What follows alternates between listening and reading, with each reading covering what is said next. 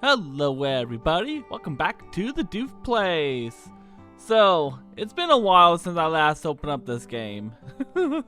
I took a few months break in recording the last episode of Chrono Cross, and this episode, what you can see right now, is gonna be the Radical Dreamers. And during that time, I refreshed myself with Chrono Trigger's plot and also looked up like an explanation of Chrono Cross's plot, and I understand the game a lot more now. I know I was like I was kind of confused on kind of a lot of the plot points in Chrono Cross, and some of that has to do with me kind of forgetting a lot of things from Chrono Trigger, because it's been a couple of years since I played Chrono Trigger, which I think is hilarious. But you know what's weird? This actually is gonna be a just recording, not even a stream, just a recording. And you might see these sometimes on a Friday. In fact, I might have to do that either maybe the week before this or the week after, or something like that. Just not gonna have all those special streams sometimes. So you can see this once in a while, not too often. Maybe, who knows actually. But yeah. Today, as you can see from the title, I'm going to be playing the Radical Dreamers Edition.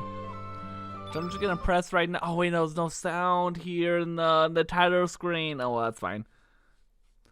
So the Radical Dreamers was a Satella. Is that how you pronounce it right? I should have probably looked this up. Satellaview add-on for the SNES. Which is basically streamed games. Like you streamed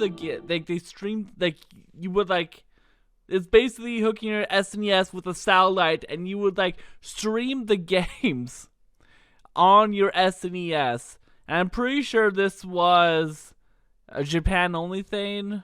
I'm pretty sure it's it was pretty technologically advanced for its time.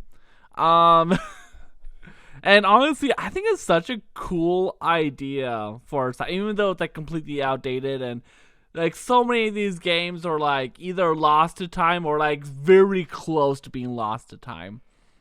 So this is basically I wouldn't say the true sequel to Chrono Trigger, but it's kind of like an in-between, like kind of like a beta of Chrono Trigger and Chrono Cross is how I would describe it. I haven't played this yet either, okay? It's my first time playing. I know this says a 1 minute, that's just me testing things, okay?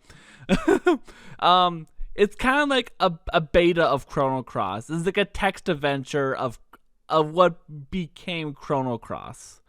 And while this Radical Dreamers is probably like really outdated, I think I want to play through it just so I can experience this, because I think that this game is probably important to like the Chrono series, all two of them in this one. It's a very interesting time capsule of where gaming was at this time, and kind of like sorry, I took my hood off because it was not as hot as it was as I thought it was. Anyway, I mean, not as cold as I thought it was. But yeah, we're gonna start here. Alright, sorry for the awkward pause. I had an interruption and decided to just redo this part. So you would... Okay. I made the same mistake before. You have to go to new game. You can't press no data. You have to press new game. Okay. Thank you, old games. Okay, we're gonna do Surge, of course, because Surge is the main character. Oh, wait. How do I think this is a kid talking. How did I do kid? I don't think I really had a set definition one. The old lady's tip-off was right in the money. The counts put on the barrier around the outer walls could have done a real number on us. Kid's plain, unadorned braid flicked back and forth across her shoulders as she walked. We picked our way through the elaborate lattice of the manor's magic shields, moving in closer and closer to Lord Lynx's stronghold. There were three of us, Kid, Majel, and me. I wonder if Majel is supposed to be Glenn. I think it might be, but I'm not too sure. I guess it must have been 3 years already since I first met Kid. Back then I was just wandering musician, traveling wherever my feet would take me, and whatever a few tunes would pay for a warm bed. It was the Outlands, in a town called Rigiora, where we first ran across one another. And since then she dragged me along on a whole bunch of adventures, and misadventures too. Ah, Kid. She was the thief. And not just any thief, just a few months shy of 17, and already renowned as one of the realm's greatest. What's more, she was achingly beautiful, stylish, a joy to be around, and a dab hand at campsite cooking. Oh, so she liked to claim. The truth is a little different. Those bandits with hearts of gold you heard about in the stories, the ones who steal from the rich and give to the poor, yeah, that wasn't Kid style. She was short-tempered, prone to lying, bossy, and obsessed with money, and rarely did she care to listen to a single word anyone had said to her. But she wasn't all bad. Probably. Maybe. Sometimes. She had her moments anyways. I glanced over to my shoulder to see a dark shadow hovering behind us, blended into the darkness like smoke. Majel. Also known as Majel the Shade. Maybe it isn't Glenn. I'm not too sure. I thought it was. He was Kid's partner, but even after 3 years, I still hardly knew anything about him. All I knew is that he was around 30 years old, and not much of a talker, but he was one heck of a mage. I heard that he and Kid had started working together way before I met her. He always covered the top half of his face with a mask. I never seen what he looked underneath. He was a man so mysterious that it sometimes seemed like he was an interloper from another world. It wasn't like Kid was exactly big on details about her past, but Majel, he might as well not even had one. And Kid didn't seem to know much about a partner in crime either. What kind of man he was, what kind of life he lived before nothing. You might ask how exactly I wound up being part of this merry band. Well, it's complicated. Guess you could say that life doesn't always turn out the way you think it will. Kid, who was heading our little raiding party, suddenly stopped dead. Look lively, boys, we got company. We glanced around warily as cold, cruel eyes emerged from the darkness. I heard a low growl. Dark shadows prowled through the night, surrounding us. A pack of wildcats! Oh no, I don't want to hurt the cats. There may have been about 10 of them, a thrill of fear running down my spine. Flustered, I pulled my knife from my belt. Kid calmly shifted into a fighting stance. Watch yourselves. I don't reckon these beggars would have been treated for rabies. The wildcats snarled and growled as they slowly closed on us, drawing the noose tighter and tighter. Their eyes glinted in the darkness like fireflies, and strains of eager spittle dripped wetly to the ground. Then one of them said in an almighty roar, soaring to the moon, and the hunt was on! What was I gonna do? Wow, okay. So you can battle. Also, this music is kind of loud. I might have to adjust it in post. Oh, shoot! Did not think fast enough. Whoops.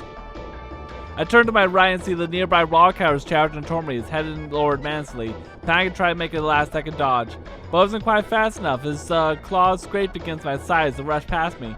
Nah. I went in pain for a moment, then turned to face my foe and right myself. Try to use magic, but I didn't know any spells. Fair enough. A wildcat lunged at me, his jaws agape. Alright. By pure reflex, I shielded my face with my arm. An intense pain shot through me from wrist to shoulder. The wildcat tried to sink its fangs in deeper, but its grip was poor. I shook it off and gave it a kick for good measure, sending it run back to the pack. Surge, behind you! Panicked by Kid's warning, I whirled widely around and came face to face with a pair of eyes blazing like hellfire. You attack. The wildcat was coming right at me. By reflex, I ducked, its attack swiping through the air directly over my head. I felt its hot breath on my cheek as it flew by me. At the same time, I thrust my knife upward, plunging into the beast's belly. Wow, that takes talent. With a horrible cry of agony, the wildcat crashed face first into the ground. But I almost lost my balance in the chaos and fell down in a heap as well. I rolled over and I was only just about able to stagger back to my feet before readying myself for my next opponent. I was breathing heavily. The handle of my knife was slick with sweat and tightened my grip.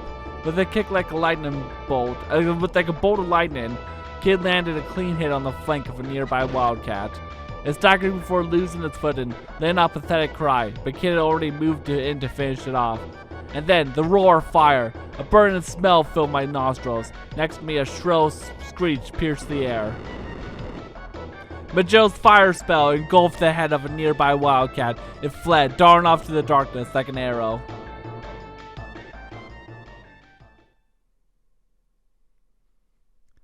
I scanned the area. Only moments ago, we had been surrounded. But now, there wasn't a single wildcat left.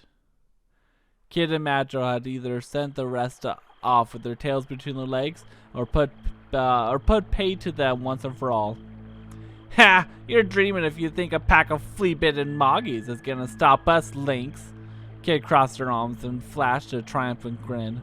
Meanwhile, I was panting heavily, and I felt like my legs were about to give out from under me. I collapsed to my knees, overwhelmed by what I had just been through. Whew! I'd taken a few hits, but I was fine otherwise.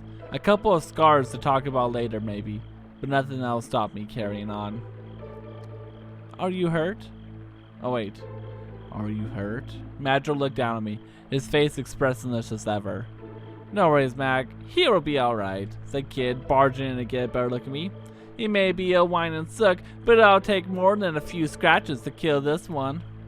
She was nothing if not sympathetic. But she was right. This is no time to be bemoaning my lot. We haven't even reached the manor yet. I dabbed my wounds with the tincture-soaked cloth and wrapped them with bandages, then looked up at the other two. Yeah, we're just getting started. We're just getting started, I grinned back, putting a brave face on things. That's what I like to hear, Kid cheerily announced from the close quarters. But then her eyes turned cold, like the cool glow of the moon in the night sky. Of the moon in the night sky. It's gonna be a long night. I nodded, trying my hardest not to utterly lose myself in her pale blue eyes. Alright, let's get this show back on the road. She turned away and marched off deeper into the trees without looking behind to see if me and Madger were following her. Madger, of course, was already right behind her, his unhurried gait making it seem as though nothing much had happened at all. I jumped back to my feet to chase after them. It'll be in for even more trouble than I bargained for if I got separated from them. The dark forest inside the manor's barometer seemed to go on for forever, a labyrinth of trees and boulders. The manor itself loomed in the distance, glowing over the vast grounds, and hidden within a veritable mountain of treasure, just waiting for us. Lord Lynx was the noble who ruled the remote territory of Rigiora. He was also Kit's mortal enemy. We were there that night to steal a certain jewel he kept locked away in the most closely guarded vault, the Frozen Flame. The Frozen Flame was veiled in mystery. It was said to be imbued with an uncanny energy and possessed of a beauty and clarity that made it a priceless treasure. Countless thieves had tried to steal it, and not one of them had come close to succeeding, nor had any of them escaped the manor alive. And now it was our turn to try and sneak into this place of death. Led by a girl who had the ambition to make the impossible possible, a hunger for vengeance that drove her onward, and a desire for riches that could never be satisfied. As we pressed on through the tree-filled darkness, the shadows gave way at last, revealing the true extent of the vast mansion.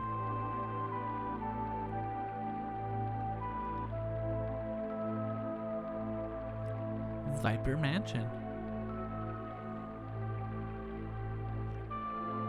Heh, finally, say your prayers, Lynx, cause we're coming for ya.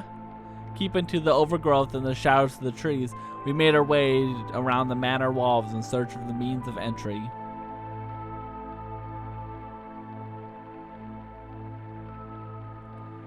Eventually, we came to a terrace overlooking the garden.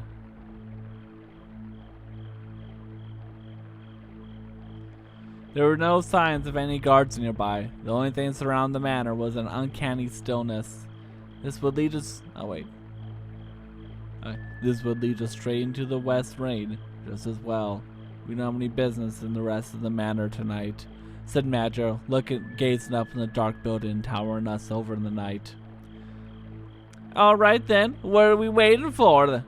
With that, Kid made to vault over the railing of the terrace. Stop, Madro hissed sharply. And what we're here for. Our main target is the vault, and the frozen flame within it. We focus on this above all else. Your vengeance is a secondary concern. Agreed?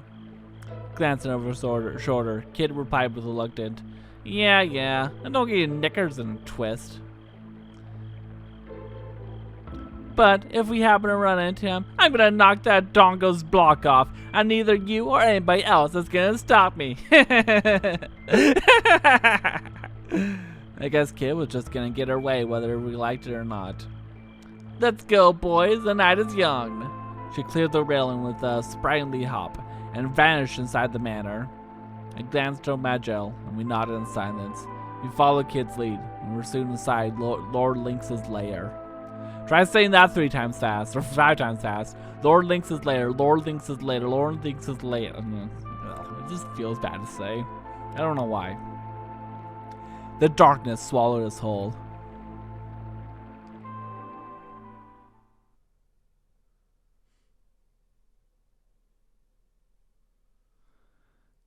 A corridor stretched off to the left and right from the terrace. It seemed equally dark and chilly in both directions. Right is right, yeah? We pressed on through the darkness, down the corridors that turned and twisted, snake-like this way and that. Everything around us was still and silent, and it felt strangely like we were being watched. It was as if countless eyes were staring silently from the shadows. Okay. We continued creeping cautiously down the corridors. Kid moved proudly and stealthy like a cat stalking his prey. While in the shadows, Madra followed, gliding swiftly and silently like a sinister breeze. We pressed on into the brace of the Weaver Fate. Oh my gosh, that text goes by fast. I didn't even press anything. Short way into the corridor, running from the right-hand side of the terrace, we found an ancient-looking door again on our right. Kid pressed an ear to it, listening for any signs of life. Dead quiet, don't reckon there's anyone in there. No, this is a trap. This is a trap. No, we're opening the door. We're opening the door. Of course we are. We're going in the door. What's this room supposed to be? Place is a dump. Kid had poked her head through the door, taking a quick peek to see if there's anyone inside, and was disappointed by what she found. The room was large and littered with peculiar-looking machinery and knickknacks, all of which were covered in dust and seemingly been dumped there haphazardly. Everything looked like it's been there resting for a very long time. The ends of the room were completely dark, and it was impossible to tell how big it was, or even what the walls and floor looked like. It seemed like the manor's inhabitants had turned the old clock tower into a makeshift storage space some time ago. I stepped warily inside. Leave that alone. I looked over toward Magel, and the kid was trying to pull something from the shadows. It was a huge sword that appeared to be very old indeed. You don't need that old bludgeon. It'll only get in your way. And as much as antique it is, it won't fetch much on the market in that condition. Yeah, I reckon it might, you know. There's plenty of old collectors who just love old bits of junk. Well, some old bits of junk. Pouting, Kid left the sword where she stood. At least she put it back down gently. It was then we heard a voice from the shadows. And what exactly are you doing here? I was about to jump down my skin. Who's there? Kid and Madro turned to face the voice, ready for a fight. A wizened crone emerged from the shadows. She was hunched over, wore a hood draped over her face. I could tell at a glance that she wasn't just old, she was positively ancient. It's just some doddery old bag. What do you think you're doing, sneaking up on us like that? Kid's shoulders relaxed as the tension left her body. Madra, however, continued to give the woman a piercing stare. Oh, what an impish little thing you are. Here to visit a friend, perhaps? Not on the dead night, I suspect. The crone narrowed her eyes. Let's get a closer look at you. Ah, yes. You must be here to get your revenge on Lynx. How did she... My heart jumped. She seemed to know exactly who we were. We were in trouble. What if she sounded the alarm? We have to give up on the treasure and run for our lives. But you know, we're gonna play dumb. Playing dumb always works. What's that? Don't know what you're on about, lady. Kid did her best to play dumb. And she did it well, mind you. She never felt much shame about lying or deceit. I said, can you believe that anyone would be so foolish as to challenge the great Lord Lynx? They have to be out of their mind. Oh, but serious, girl. You can't fool me, so don't try. I sensed a sudden steeliness in her voice. At least, I was pretty sure I did. We continue to play. Okay, no, we're gonna come clean this time. So, what if we are? Kid narrowed her eyes right back at the crone. What's it to you if we're here to get our revenge on old Lynxy boy? You got something to say about it? You never change, do you? The crone chuckled madly, her small frame shaking. Ah, the bonus of youth. Yes, that's the spirit. You what? Kid looked at the crone, completely confused. I was no less mystified. What the heck are you on about?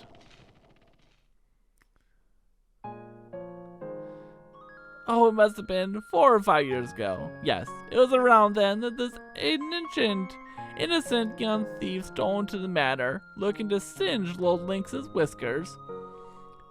She couldn't have been much older than 10, now that I think of it. Shocked, my gaze turned to Kid. A wet glint had appeared in Kid's eyes, but her glare was like ice. It certainly felt as if the temperature in the room had suddenly dropped below freezing. Well, it feels like that outside, I'll tell you that. I think it is before freezing, actually. It was definitely before freezing, but it might even be below 0 degrees Fahrenheit. With a chuckle, the crone continued her story, pretending not to have noticed and changed her mood. She was an orphan, you know. Came after Lynx to avenge a woman who loved her like her own daughter. We now know that is in Chrono Cross. We know that Lynx killed Luca in Luca's orphanage, which is really weird to think about. But all the vengefulness in the world couldn't change the fact that she was only a little girl.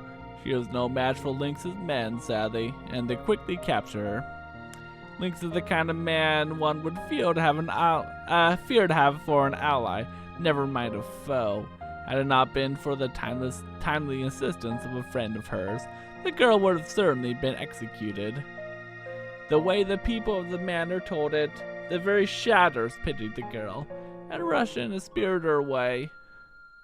I wonder how much of the tale could be true.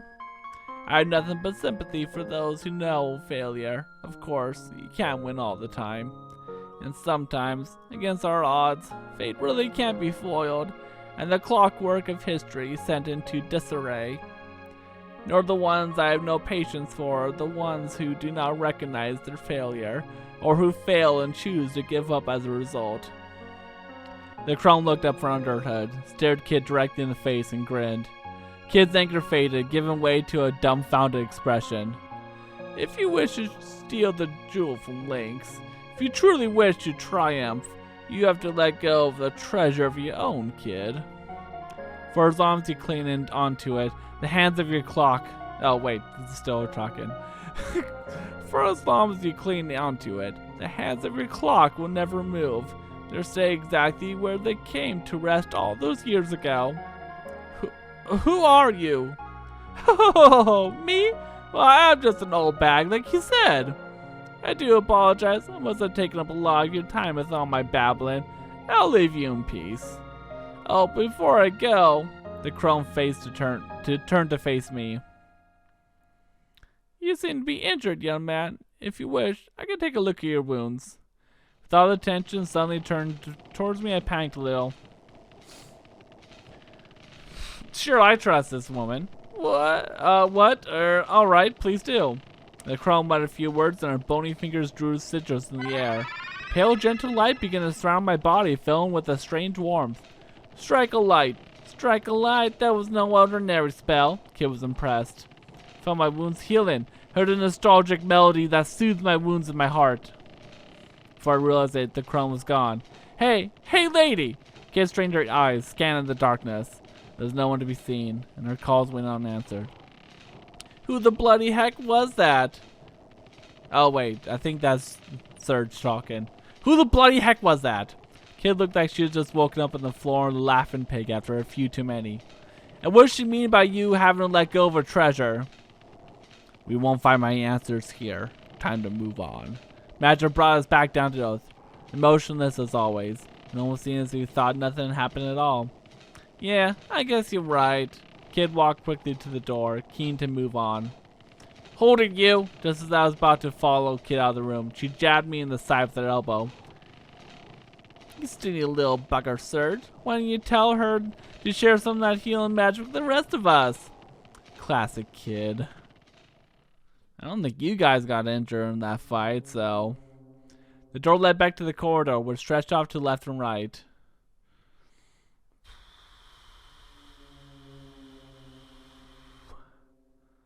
Okay, we're just gonna keep going right. Okay, but we already went through that, so now we're gonna continue on our way. Oh no, this is a different door. Yep, that's the smell of the corridor cache, alright.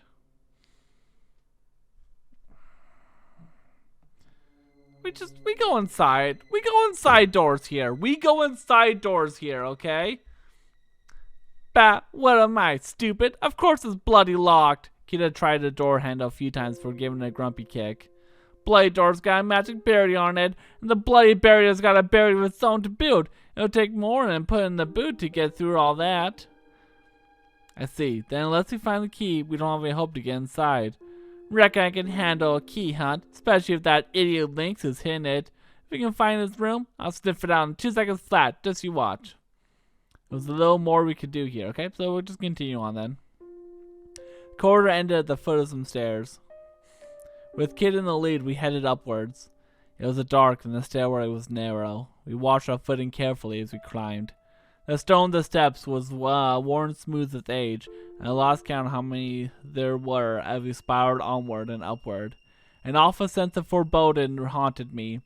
I have no idea why, but it felt as though we were marching to the gallows. When we arrived at the top of the stairs, we were greeted by an old, heavy door illumining the silence. All was deathly silent, and the still, clammy air added to the sense of ominous oppression. Something's very wrong here, I muttered without thinking. I hear cursed whispers from beyond the door, Madger added, doing nothing to lift the mood. Grow up, will ya? Kid shot back up at us derisively. She was already examining the door. Well, it ain't locked, so I don't hear anyone inside. Of course, we go inside doors on this channel. Alright, here goes. Kid tried the handle. The door opened, and with a slow, heavy swing, revealed what lay beyond.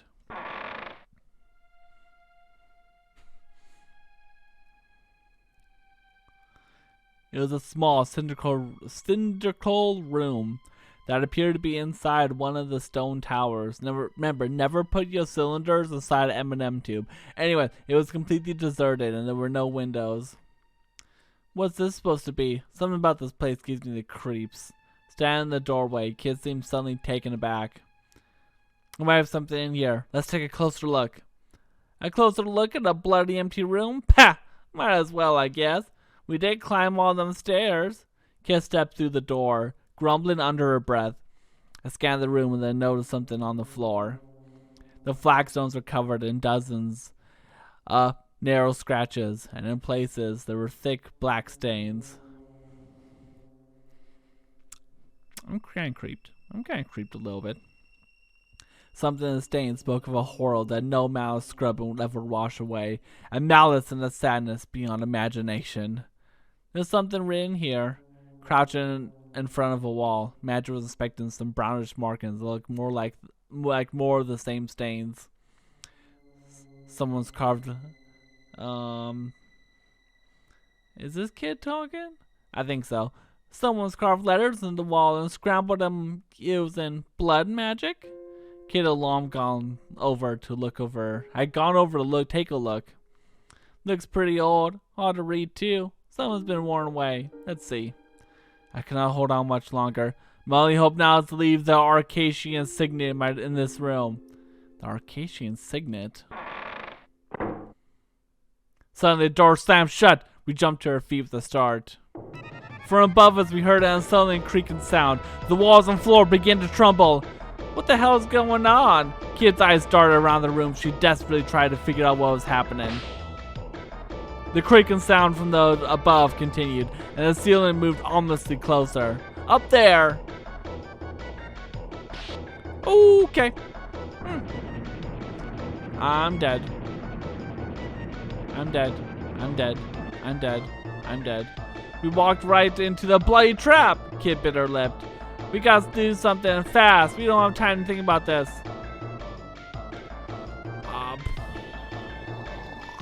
No, I didn't pick. What was I gonna do? Surge! The kid's shriek ran my ears, and then skunk! Ah! The edge of one of the descending plates sliced into my forehead. There's no time. What are we gonna do? I try to stop the ceiling. I don't know. I have no idea. Is there a hidden switch somewhere? Panic. We brushed our hands against the floor and walls to see if anything escaped our notice. Skunk! Ah! One of the silent blades stabbed me in my shoulders. Okay, smashed on the wall. Good, there's gotta be a hidden door or something somewhere, yelled Kid. Panic. We tried thumping the wall to see if we could find, but all we came was a solid, unyielding stone. Okay, I'm still not dead somehow, but we're gonna do the only other option. Yar! Kid spun the door like an arrow, slammed to the shoulder first, but it's far too heavy and a light flame bounced off it. Damn it! Magi raced to the door like a wind, smashed in it with furious force, made a creaking sound and shook from the impact, but stood firm. Desperate, I hurt myself at it too. The shock of the impact rusted my body, but it was no good. Meanwhile, the rusty creaking from above continued, as did the ceiling's inexorable journey downward. When we make matters worse, now countless blades are popping in and out. Surge! Magil! This is gonna take the three of us. Timer blows. We all charged the door once, twice, a third time. Then the doors opened. We collapsed in a heap in the corridor outside. What? Behind us, we heard the sound of bladed ceiling grinding on the stone floor of this tower room. The metallic scraping noise it made was awful. We could only look on in silent horror at the fate we so narrowly evaded. The machinery continued machinery continued for a short while before slowly coming to a stop. It seemed like the ceiling trap had finally finished its grisly work. Bugger me, talk about a nasty surprise. It was some sort of execution chamber? Major continued, seeming to be deep in thought. In any case, the writing mentioned Acacia. Yeah, what was all that about? I asked. The Acacia Dragoons, the elite knightly order serving General Viper, who was once governed this territory of Gallusburg to the west. Formerly knightly order, I should say. They were wiped out more than a decade ago, but the lord of this very matter, no less. Thanks for the history lesson, Mag. Kid rose to her feet, patting off the dust. Too bad we're not here for fairy tale night. Come on, we've got a lot more exploring left to do. Major shrugged silently, and we headed back downstairs. With Kid in the lead, we headed downstairs. Okay. Fair enough. I guess we have to go back? Wait. No, we have to continue on.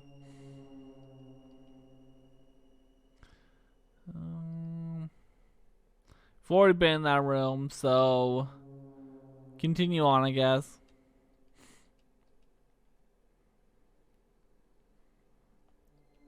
Let's go back out on the terrace. We returned to the quiet terrace overlooking the garden, and then I talked to Kid. Alright, sir, you're finally starting to learn how to get your hands dirty, aren't ya? I guess people really can change if they put in the effort. Kid's eyes shone with the impish playfulness. Well, she hasn't seen anything yet.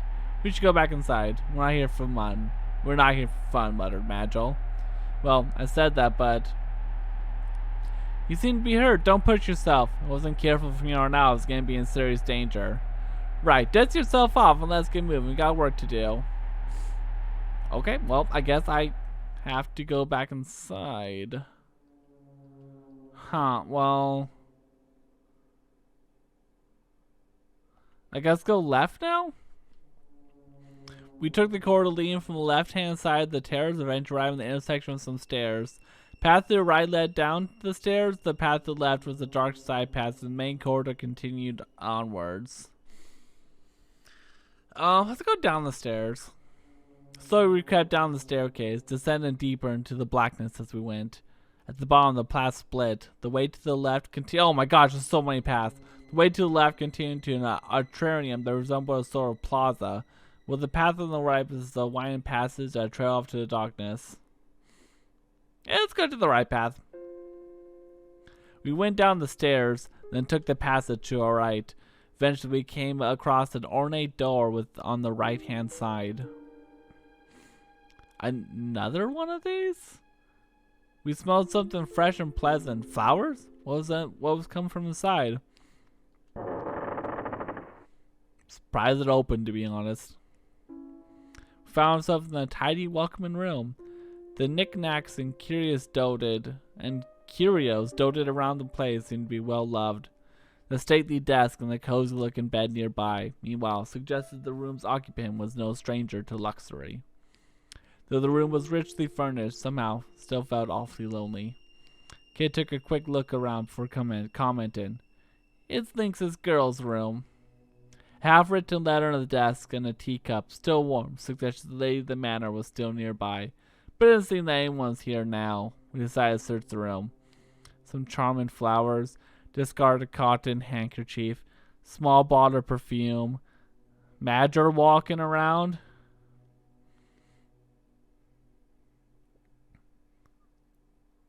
Maybe? I don't know.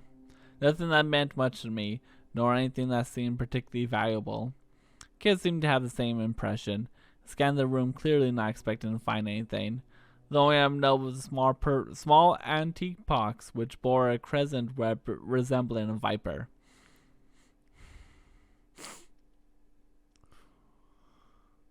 Guess we'll examine everything. I don't know. Picked up the small wooden box on the bookshelf. I gently opened the lid and was greeted by a soothing melody. Oh, I love music boxes. And when I say I love music boxes, I mean I love Wario Land 3. There was something about the song. I know this tune. Kid was sitting next to me as you can see something had changed in her expression. You do, huh, kid? Someone used to sing that to me a long time ago. She turned her gaze downward and went silent. Kid? Saw she turned to me. Her eyes glistened, as if wet with dew. She walked to the door, not saying a word. Hey, kid, wait up. We left the room. Was she crying? Was Kid crying? Me was just seeing things.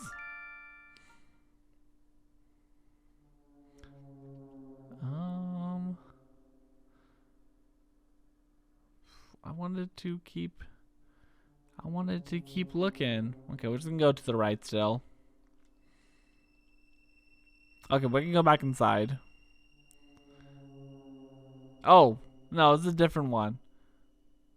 Wait, what? Isn't this the same? Whatever. In the darkness, kids live twisted. Yeah, we went inside. We always go inside doors. If you don't go inside doors, then what's the point of, like... Oh, wow. It was Lynx's room, but he didn't seem to be around. The bucker's gone and scarred because he heard I was coming. There was something deeply unpleasant about the room. There was anything unusual about the furniture and fittings, how they looked like how they were made, but taken as a whole, and it felt discordant.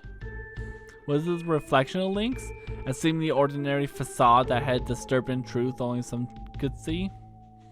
Right, I bet we'll find the key to the vault in here, or a clue where to find it. I started searching through the room. The desk drawer, the paintings on the wall, the vase top and the side table. I left no stone unturned. There didn't seem to be anything suspicious. But as I scanned the room, something unusual caught my eye. There was a pedestal in the corner with a significant looking scarlet cloth drawn over it. I slowly raised my hand toward it, carefully poured the cloth away, revealing a mirror. Huh. It was an old-fashioned, of an elaborately decorated style I've seen before, and it was reflected a statue of Venus. Suddenly, the eyes of the statue shone with light.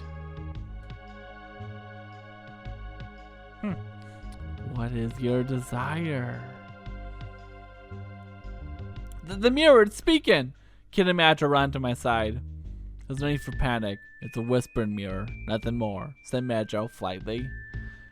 What's one of those? A magical mirror in which a spirit dwells. A spirit can freely move between its own and other mirrors, and will share its wisdom with those who ask. Ask about kids' measurements! No, we gotta ask where the key was. Do you know where the key to the vault is? The mirror reflection rippled and changed to reveal a room with numerous bookshelves. A deep, sonorous voice spoke.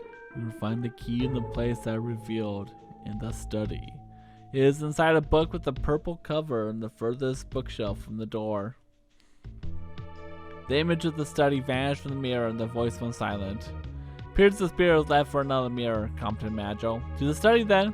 It made it leave the room and a low voice rumbled through the air, stopping me dead in my tracks.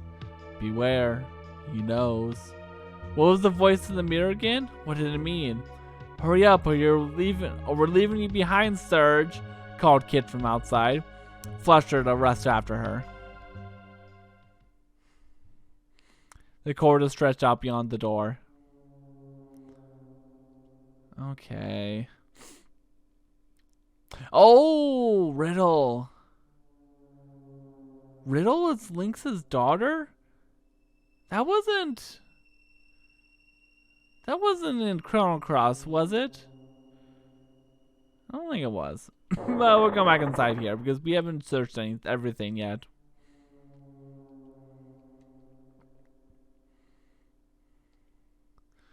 Alright, yeah, we're gonna skip through this so we can keep exploring. Oh, that's a new. Okay, fair enough. Fair enough, we don't want to get caught. Yeah, we can go, I guess I can go back to the, no, we haven't found the study yet.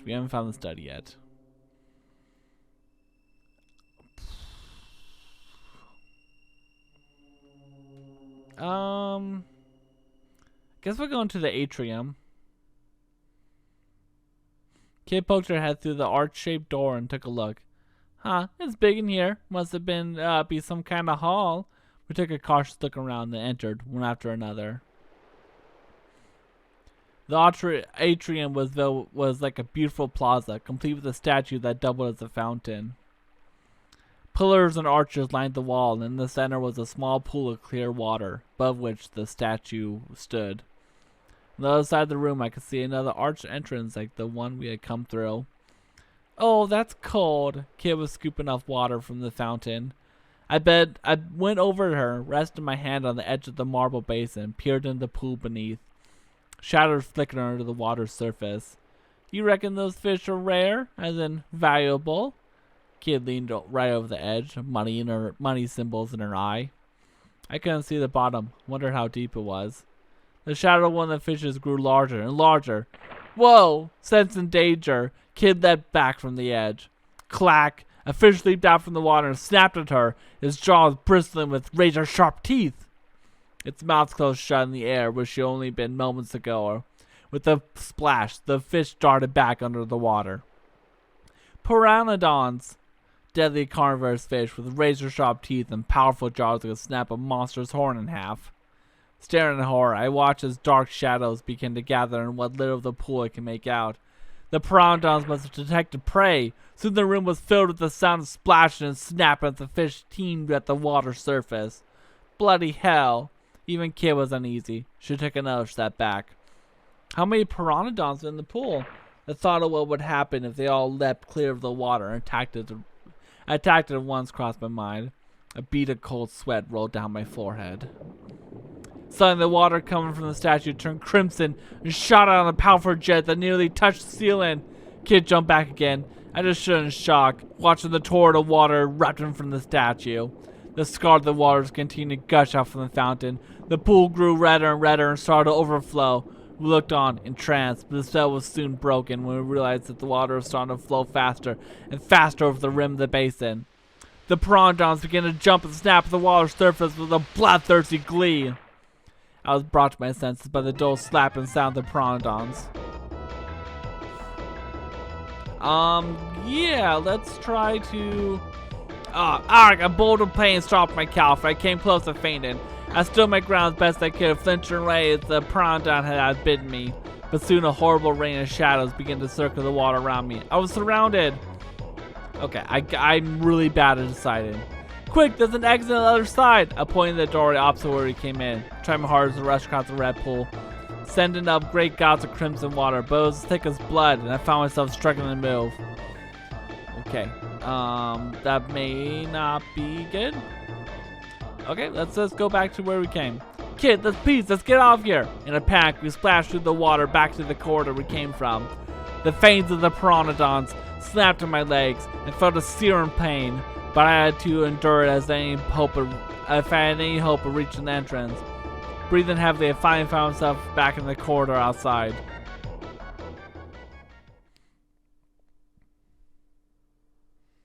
Whew, that was a close call. So the whole thing was a trap, eh? Talk about twisted links. He's even more of a sick bastard than I thought. I was about to say something he wouldn't have to be. If he didn't have to guard against people like her breaking in the home, but I thought better of it. Well, at any rate, I think we consider that a dead end. Let's go back. I want to go to the exit, though. I don't know.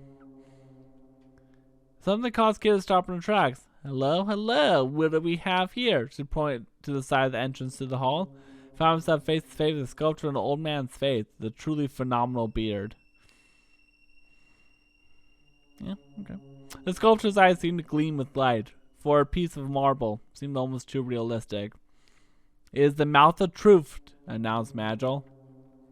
And a chatting statue that can tell you when you're lying. If it catches you, it'll bite your hand off. Magil kept his explanation simple so Kid wouldn't drift off before he got to the important part. Huh? So what is it doing in here then? Suspect it's part of a greater mechanism. Stick your hand in its gob, do ya? Righto. Let's see what happens, shall we? With a mischievous glint in her eye, Kid darted over and stuck her hand in the mouth, and without a moment's hesitation. She stood there for a moment, but that didn't take long for her to get bored. Huh? Nothing. Suddenly I had an idea. Hey kid, who's the greatest thief that ever lived? Ha, me of course. Kid's answered without a moment's notice, and then suddenly her face twisted with pain. The teeth of the marble sculpture had clamped down on her hand. It bit me! She cried. Knock it off! Everyone knows it's the— Ow! The sculpture bit her again as soon as she spoke. Girl, you little— A cold sweat formed on Kid's forehead. The sculpture was tight in its grip. I won't let go until you say something true. Despite the obvious urgency of the situation, Magil was matter of fact as ever. Just say anything, Kid. Anything, as long as the truth. Obviously, Kid wasn't listening. Instead, she just kicked awkwardly at the statue. Oi, beauty! Let go of my bloody hand! She planted her feet on either side of his mouth and tried her hardest to pull herself out. She heaved, kicked, and stamped, grunted and strained. And then finally her hand popped free. I was taken aback by just witness, and I couldn't say a word. See, I told you it was the truth. Kid raised her hand in the air triumphantly. As to demonstrate, I could see heavy bite marks. The sculpture hadn't come away from the struggle unscathed either. Kid's attempt to break free had left it cracked in several places. Magil pointed silently at part of it. I went to take a closer look and saw a pale, flesh-colored tongue. I expect we're supposed to put something in there, commented Magil. Something? What exactly? I replied. Kid just stood there for a moment, lost in thought, and then she started to unload all the knickknacks she'd been carrying. It was a strange collection of odds and ends, pulled out from her pockets, her boots, and even her braid. All right, sir, it's not your turn to have to go with that stupid statue. Kid grinned at me, holding her assortment of knickknacks out in the palms of both hands. Guess she decided that whatever further horrors the statue had in store, she would rather not face them herself. Nice kid. Real nice. Grumbled to myself. I reached out to pick an item. I choose. Oh my god. Maybe it's a scroll? Picked up the peculiar piece of parchment. Braced myself. I shoved it into the mouth of truth. Haha, nice one, Mr. Master Thief. You think it's a magic scroll or something? Kid doubled over with laughter. Guess that didn't work.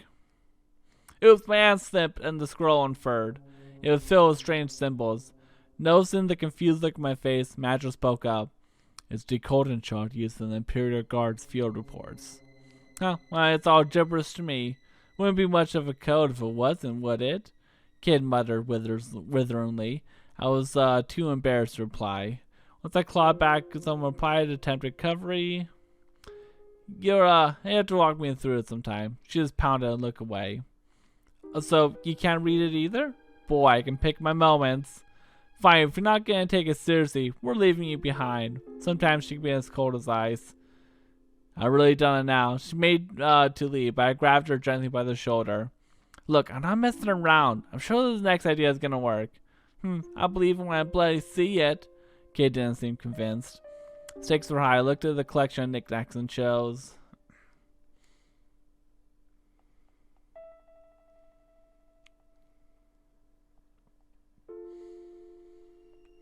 What the heck is a petard? Can I, hopefully it doesn't, what is a petard? Small bell-shaped bomb used to breach a gate or wall? Picked up the sizable petard. Anxiously, I shoved it inside of the mouth of truth, but nothing happened. Let the professionals handle this, Serge. Kif shut me aside. She was holding a match. Wait a second. You can't be serious. All the blood drained my face. Deadly serious, mate. Before I could say another word, Kid lit the fuse. An explosion followed, accompanied by a puff of white smoke. When the smoke had cleared, the mouth of truth came to view once more. Still intact, but now very badly cracked indeed. Not quite enough oomph to knock it off its block, eh? Sure brought a bigger one. Kid stood there with her arms folded, calmly commented on the mayhem she just caused. What do you think you're doing? I can't believe you just set that thing off like that. Kid shot look at me. What do you mean? What else are you gonna do with the bomb? She was complete and utter liability. Well, any more ideas, Serge? Asked Kid. I chose... Oh my gosh. A centipede?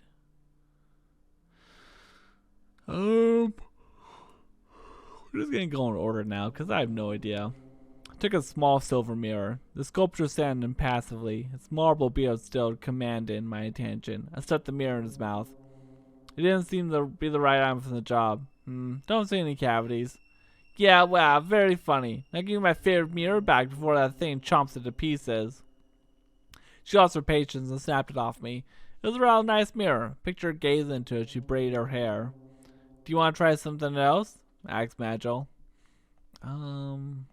Let's do a file. Took the file and placed it inside the mouth of the marble sculpture. Didn't seem to be the right item for the job. Crunch, crunch, crunch. I was stunned. The mouth of truth was starting to chew on the file. It was eating it. Ah! Kid screamed with rage. Me file! Me love these scratchy, scrappy file! I can't believe you just let that happen! Crunch! You gave me big trouble now, mate. She was clenching her fists and trembling with fury. So sorry, I'll get you another one. I promise. I also wanted to add, just don't hit me, but I thought better of it. I hold you to that. If you're gonna feed the statue all me stuff, we're done here. I promise that's not what I'm trying to do. Better not bloody be, mate. Once again, she showed me her collection. I chose... Guess we'll try a freaking centipede. Oh, that's it. What are you doing walking around with a centipede in your pockets? I reeled back in disgust.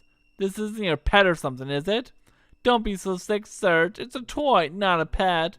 A toy? You could have picked something nicer. It is nice. Nice for giving people nasty surprises. She seemed to think that was an entirely reasonable attitude. Entirely reasonable to her, maybe. What was she doing with all this stuff? I reached out for the rubber centipede. Trying to think too hard about what I was doing, I stuck it into the mouth of truth, only for it to fall down the back of the throat. Surge, you'll pay for this, growled Kid, staring daggers at me. Yeah, yikes, I'll get it back, I promise. Steal my nerve, I reached into the mouth of truth. Suddenly my hand stirred on end, and it was licking my hand. The giant uncanny tongue slopped back and forth across my fingers like it was a lollipop. Ugh, I'm gonna puke. Keep it together, Surge. Do it for the centipede. Kid's support didn't do much help, but I somehow managed to pinch the centipede with the tips of my fingers and pull it out. You must really love this thing. Not really. I just hate to see stuff go to waste. I'm sorry, what? Why did I even bothered? Well, no luck there either. Wanna try something else? Oh my god. A tube of lipsticks. Isn't these raisins? We're gonna skip around and do some grapes. Took a small bag of dried grapes. One by one, I fed them to the sculpture's Marlboro Mall. Ugh, I actually ate them.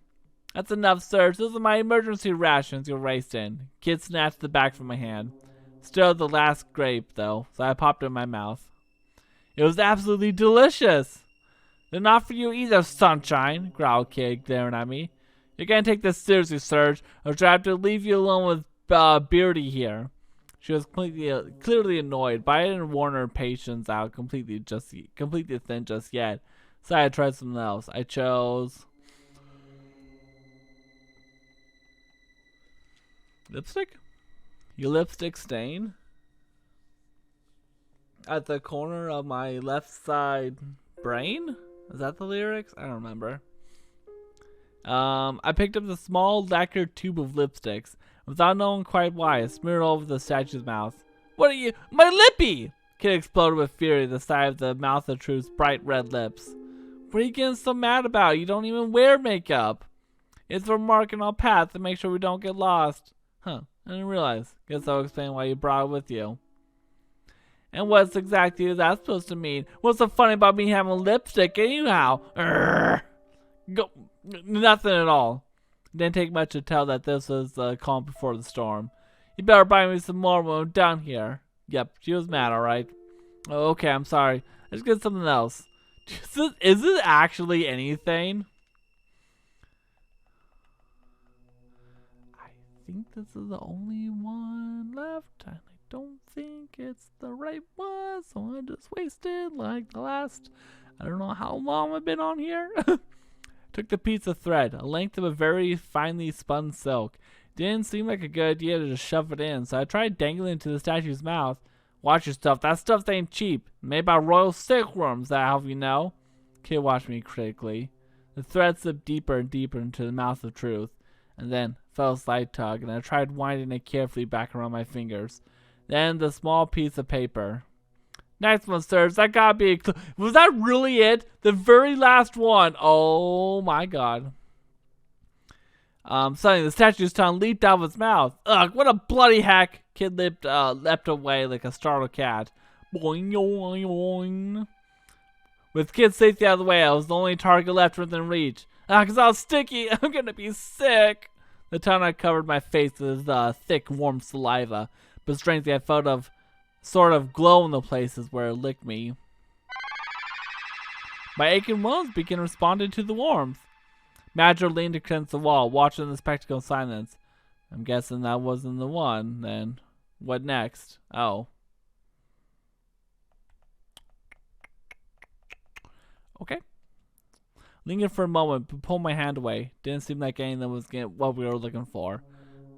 Alright, let's just forget about it for now, muttered Kid, stowing all our valuables. I wasn't sure if we'd find use for the stuff. Whatever, best get moving, eh? Defeated, we left the atrium behind us.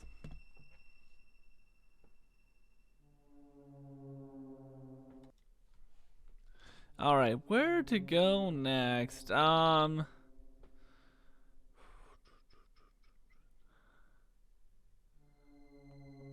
Continue along this path. I think I got everything here.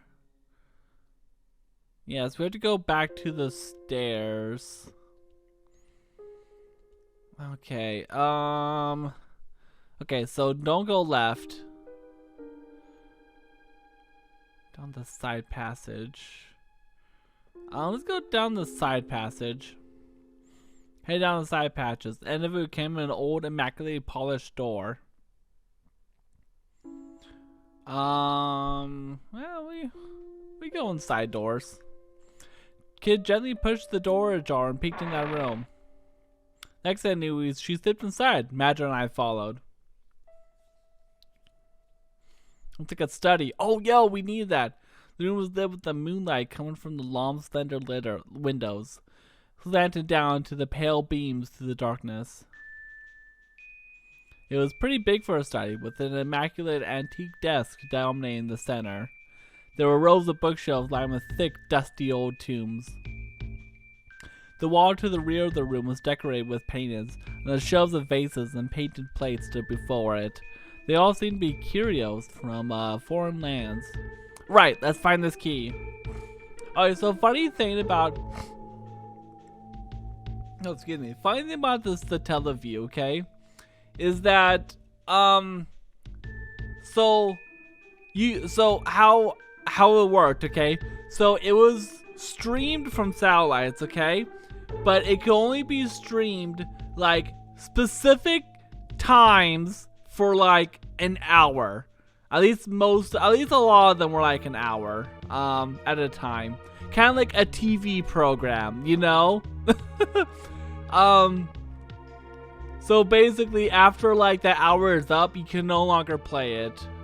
So you have to wait like a whole nother like week or whatever time it goes like back on to stream it to play it again. Yeah, it's completely insane, but like I said, for the technology, for the time, it's actually really cool in my opinion. Lantern feet as always. Kid moved in the center of the room. Where did the mirror say it was again? Okay, I remember. It was purple, and the far bookcase. There we go. It's a lot of choices, but I remembered. I think it was supposed to be the one with the purple cover in the furthest bookcase. Oh man, actually there was probably like so many good what do you call that dialogue that's like optional but like still like, you know, entertaining.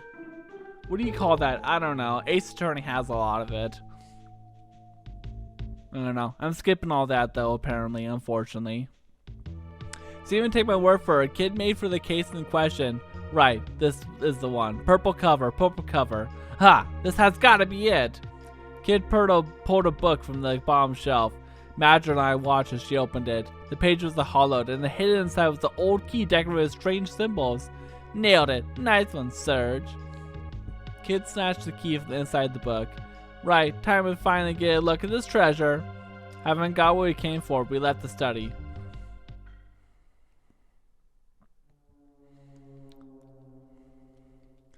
Alright, so we need to go back to the terrace. We go to the corridor.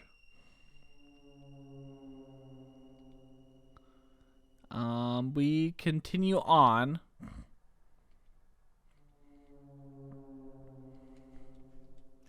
And then we go to the door.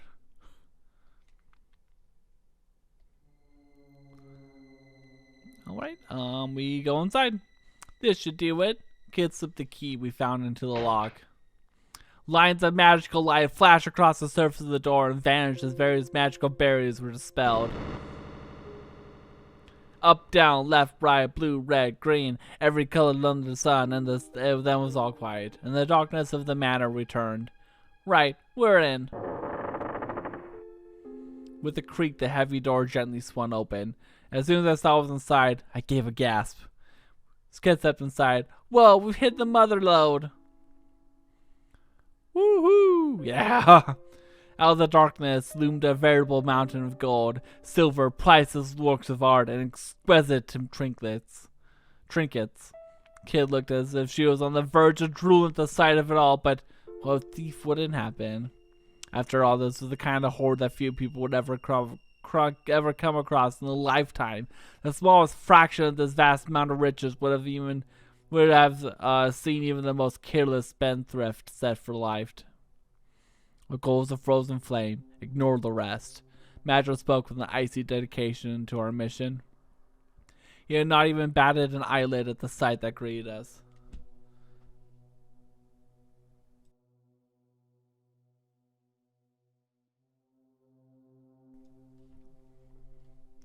She was disappointed, of course, but she has soon set about scanning the room for the object of her hunt. Wait, is that it? Look at the pedestal over there. I turned to what Kid was pointing at. Yeah, that seems like to be the frozen flame. There it was, a small yet perfectly formed jewel that gave up a pale red light. A jewel that looked like a flickering fire suspended in time. The frozen flame! Silently, Madro walked toward the pedestal. I called out, hurry, don't have much time. Quick, Mag! I whispered. Kid urged him on too. There's no time to waste.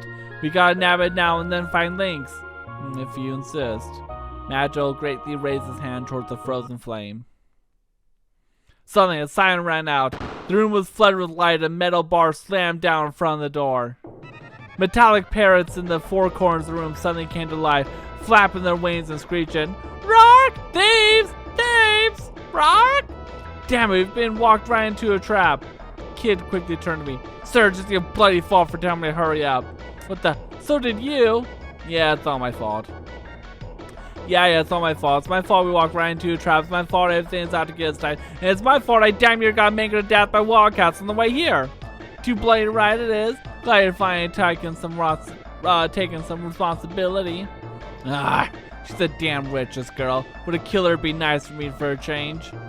Oi, don't give me that look. I know exactly what you're thinking. She pointed an accusing finger at me.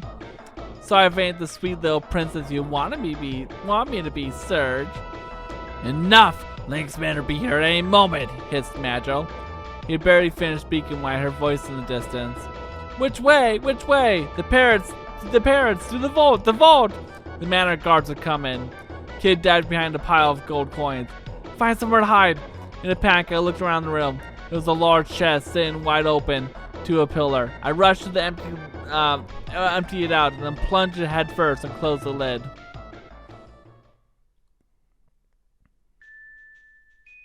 Captain, there's no signs of anyone in there. No sign. Strange, peculiar. No one's ever escaped before.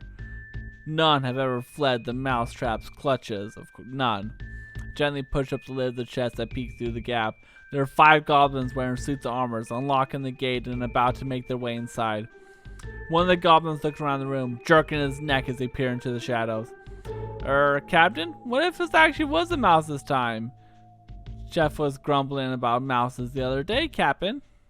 A mouse? A rodent? A rat? Would a teeny tiny thing like that really have sprung the trap? Replied a stocky, plum-looking goblin who must have been the captain. He didn't seem convinced. That was when I heard a strange but oddly familiar sound from the corner row. Squeak! Squeak! It came from where the kid was hiding. Startled, the trope of goblins stopped and looked at each other. For a moment, none of them spoke. Eventually, the goblin captain rubbed his chin and through his jowls and offered his thoughts. Mouses? I'm sure Chef was complaining about cats. Meow, meow. That voice again. Again, silence. The goblins only looked at each other. Funny you should say, Captain. Well, I heard it. It weren't mouses or cats. It was a hecaran. An awkward silence followed. In my mind's eyes, I could see Kid rackling her brains over what a hecaran was. Is that a thing? Web search and doof, web search and doof, web search and doof.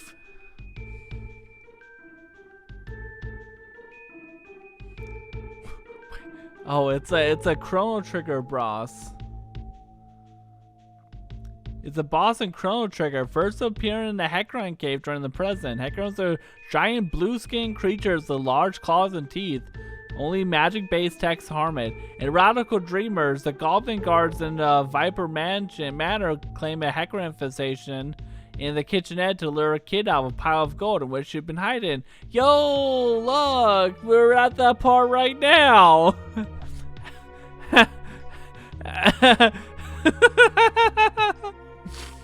Oh, okay, that's funny, that's funny.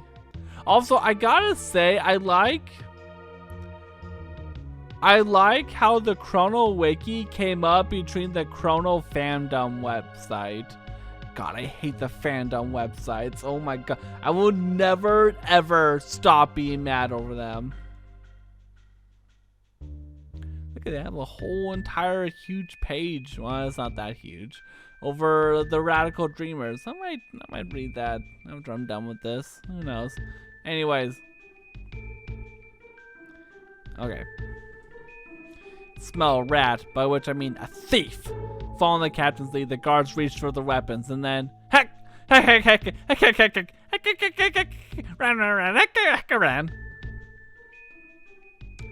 a Pokemon. Listen, it was really Heckran by heck, that proves it! The goblin guards grinned and nodded to each other. Cheeky little devil, surprised me there. Let's get out of here, boys! The goblins fired out the vault. I breathed a sigh of relief. Then they came charging back again with a mighty roar. There's no such thing as Hackrans. What, you sneaky little buggers? Roared Kid, leaping out from behind of a pile of coins. You're the one to talk, thief. Brandishing the weapons menacingly, the goblins moved slowly forward, forcing Kid into a corner. I quietly eased open the lid of the coffer and slipped out. Can't leave you anywhere, can I? Muttered myself. I knew Kid could handle herself, but I didn't fancy her odds against a whole troop of heavily armed goblins. For a moment, I wasn't sure what to do. You had to save Kid. You had to save Kid, yeah.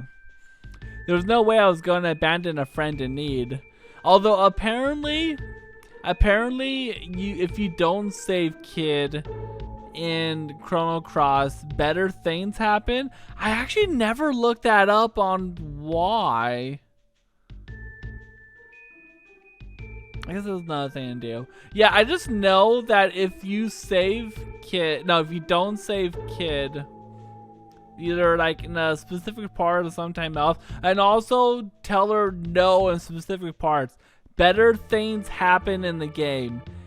And I don't know why or how they even make sense or what happens. I do have to look that up, okay? After I'm done with this. There's no way that I was going to abandon a friend in need, even as men facing off against a group of 5 goblin guards. I'll find a way to come out on top, I hope. I drew a knife from my belt and leapt to the middle of the room. Hey, snoffer brains! Over here! The goblins all turned to look at me at the same time. 10 beady, cruel little eyes were all staring daggers at me. Fool, in a hurry to die, are we? I gulped, wondering if making a run for it may have been a better plan of action after all. I'm never good at making decisions. Humans are so stupid. The goblin captain chuckled and licked his teeth. Yeah, this one's got a death wish, alright. Why else would he be stupid to come after Lord Lynx's treasure? Ha, that's the first. Being called dumb by a bloody goblin. Try acting tough when you're crying to your mom later on. Judging by Kid's response, she wasn't feeling massively threatened. And you tell her it was Kid who kicked your teeth in? So you're Kid, aren't you? The sneaky little, slippery little thief you hold so much about. The goblin narrowed his eyes. Lord Lynx will be thanking me from now on until my retirement when I bring them your head on a silver platter. The goblin captain pulled his morning star from his waist and started swinging. You don't know you're messing with? We ain't no ordinary goblin, sweetheart. We're Lord Lynx's elite guard. The goblins that gobble other goblins. That's right. The Gob Squad. I'll quit shooting your mouth off and let me stick a boot in it. And with that, Kid launched into a lightning fast spin-in kick. Her boot connected with the side of the goblin's head with a crack, sending the creature tumbling to the ground. Get him, lads. The boy looks scrawny. Start with him. The goblin captain spun the heavy metal ball of his morning star in the air. Glorious Glob Strike! Aye aye! The goblins charge across the room in response to the captain's command. Golf striker incoming. Gotta parry. Love parrying. Just about managed to push my enemy's attack aside and try to strike back with my knife. Landed a heavy blow right in the goblin's unguarded flank. The goblin's face crumpled in agony. Magic conjured up a black wind, which you surged forth like a shearing tempest. How does a human know a spell like that? Who are you? The goblin was quickly silenced as the rushing winds tore through it, and it was collapsed into the floor with a final shriek. Magic looked down at his victim, his expressions unchanged. Another goblin flew down from the overhead. Bombs away! With a growl, it sent its morning star swinging from above. I'm gonna roll away this time.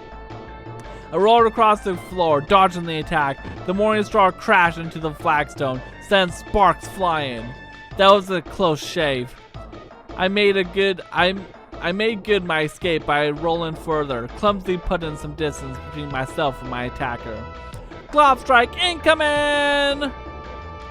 We're gonna parry again? Let's see. Oh, shoot.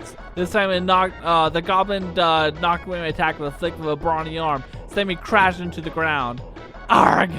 The shock then flashed a bright light singing through my head. Magic conjured up a black wind, which surged forth like a shearing tempest. Oh, okay. Interesting. Let's repeat and interesting. Let's go for a counterattack this time. I was better off attacking than trying for a clumsy dodge. I attacked my goblin head on, applied directly to his forehead. Literally, I smashed my skull into the goblin's grim visage as hard as I could. That's such a bad idea. A shock went through my neck and my shoulders like I'd been brained with a hammer, but it was worth it. The teeth and spittle flew left and right as the great ugly brute rolled stunned across the floor. A blazing plane seared through my mind and fell into my knees. Glob strike incoming! Okay, I guess I'll dodge this time. The morning star brushed past my cheek. I don't know how, but I managed to escape unscathed. Lost my balance though and fell clumsily through the floor. Okay, Magil still doing the whirlwind. Okay. Long live Lord Lynx, glory to the Gob Squad. With these final words, the goblin collapsed. That was the last of them. We made it.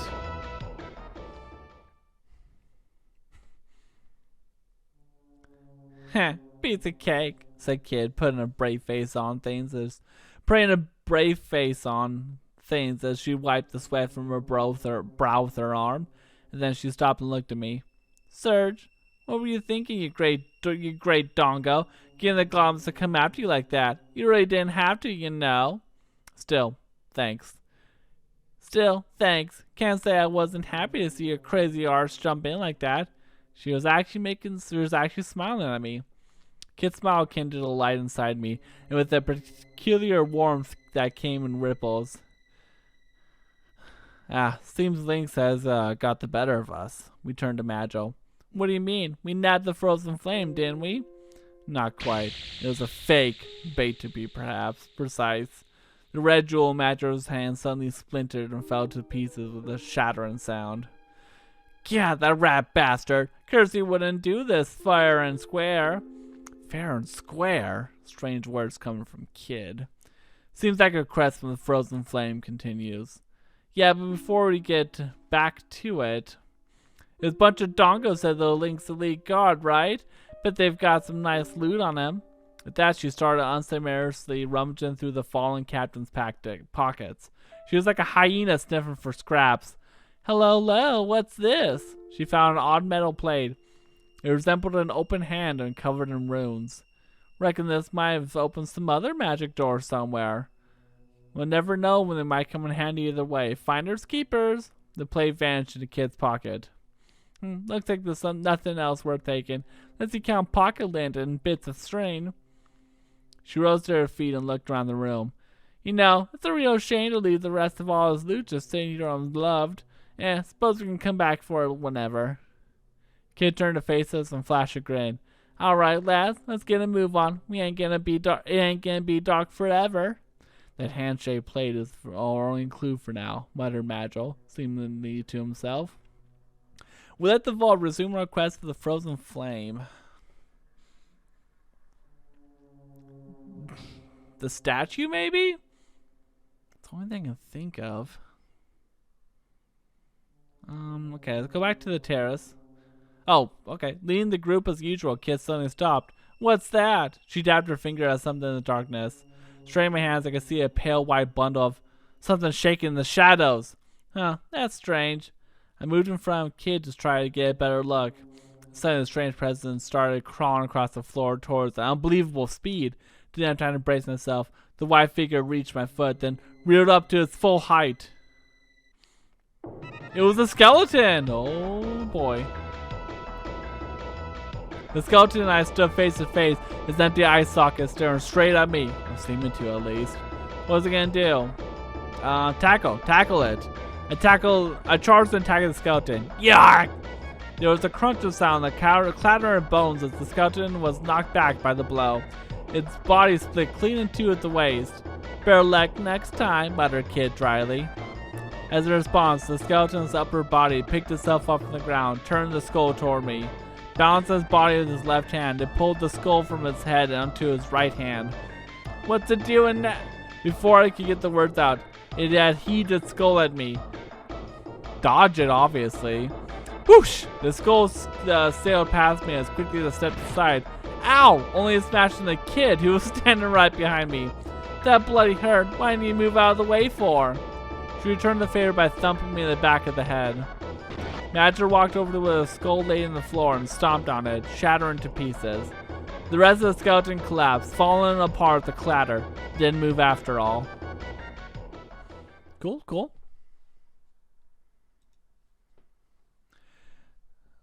Alright.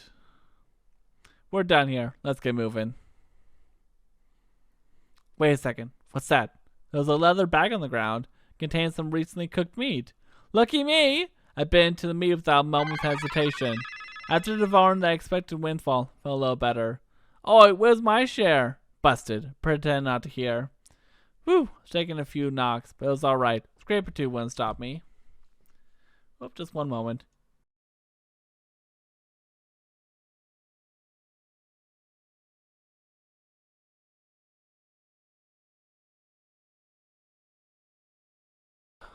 Whew, okay. Oh, the sneezes. They're hard sometimes. Just goes to show, any old weirdo can make something of themselves if they put their mind to it. Kid's eyes glint with mischief.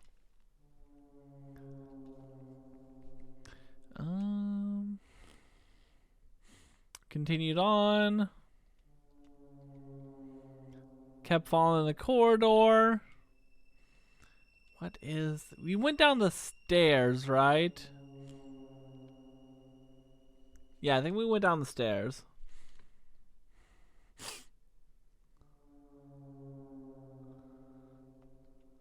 Went to the atrium. Okay, no.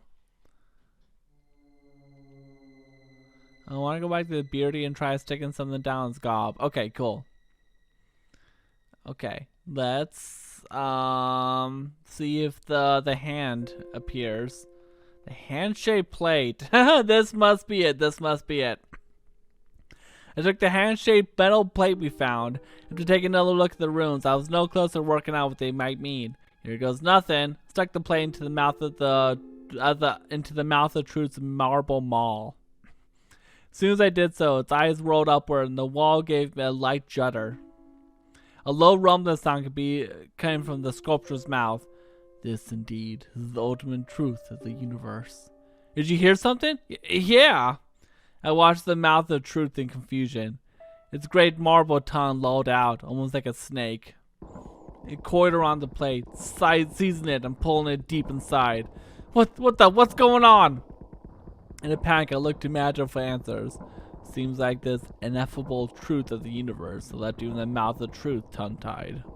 Magil answered in the usual deadpan manner, thinking he might have even been trying to make a joke. Hey, hang on, so the plate thing revealed the truth of the universe? And you went and crammed it down the beardy's gullet? Do you realize how much we could have sold that for? Kid kicked the floor in frustration and snapped her fingers. And then, drains on all sides of the room suddenly opened wide. The red water formed the eddies as it sank away. Helpless, the pteranodons were washed away with the current. Soon only trickles of water were left, slowly dripping away. Well, that's stroke of luck, ain't it? Guess we won't be sleeping in the fishes tonight, grinned Kid, looking at the empty pool. We crossed the drain room, making for the exit on the other side as we pressed on. Yeah, that works. That works. Went through the atrium and continued down the corridor before finding ourselves at the fork in the road. Let's go right hasn't served us from yet. Suddenly the darkness felt opaque. Something like the thick haze floated in the air in front of us. Then it took form like someone's blowing smoke into a person-shaped bottle. It was robed in a ragged shroud, and his sunken eyes glinted menacingly. And it was the burning hatred that lingers even after death given form, a being driven from hatred for all living beings. A ghost bugger! That's out! Wow. Kid bit her lip. There wasn't anything she or I could do to deal with an enemy that has no physical body.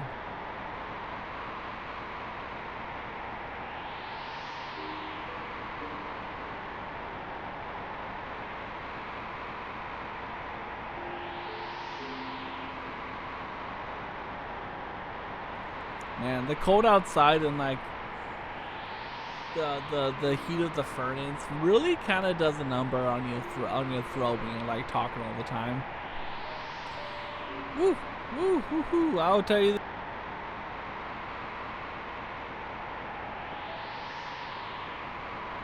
Anyways, Magio began casting a spell. Jump behind Magio. Magio casts a glance at me, continued his incantation without missing a beat, then grabbed me by the scruff of my neck and threw me back at the ghost. Arrgh! Entered a strangled scream of horror that I'd probably never be able to repeat again. Tried to brace myself before I crashed face first into the wall. The impact I was expecting never came. The core of the ghost, where its face seemed to be, had more substance than the rest of it, and it didn't just slip through like I thought it would. I oozed through it like I was stuck in some kind of goo. Good God, it was disgusting. More disgusting than anything I'd ever know. And it was impossibly cold. I felt like I was draining all the heat of the right out of my blood, like I was draining my life force itself, in fact. Struggled to break free, but I could find no purchase in the gooey ectoplasm. The coldness became more and more intense. Soon I didn't even know what cold meant anymore. This could be it for me. I was consumed by despair. Despair! Then there was a surge of heat through the muscles of my neck in place where Magio grabbed me just a moment before. At the same time, its incantation echoed my mind, and my vision was filled with a clear blue light.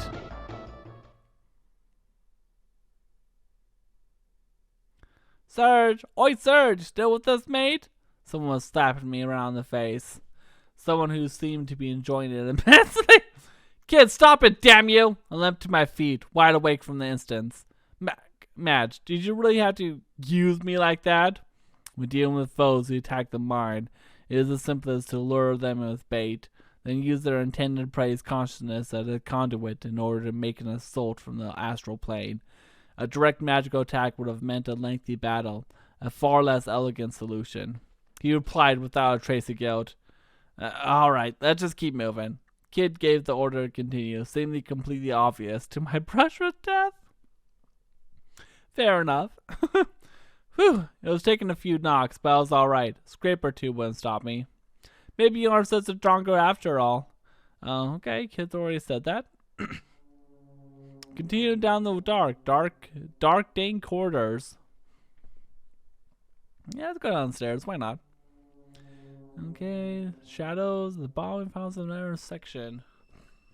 Yet another intersection? God, I'm not gonna keep track of all these intersections. Let's go right. Oh yeah, small door. Okay, another one of these. Get whiff of that. Something smells good. Oh my gosh, it's gonna be chef, isn't it?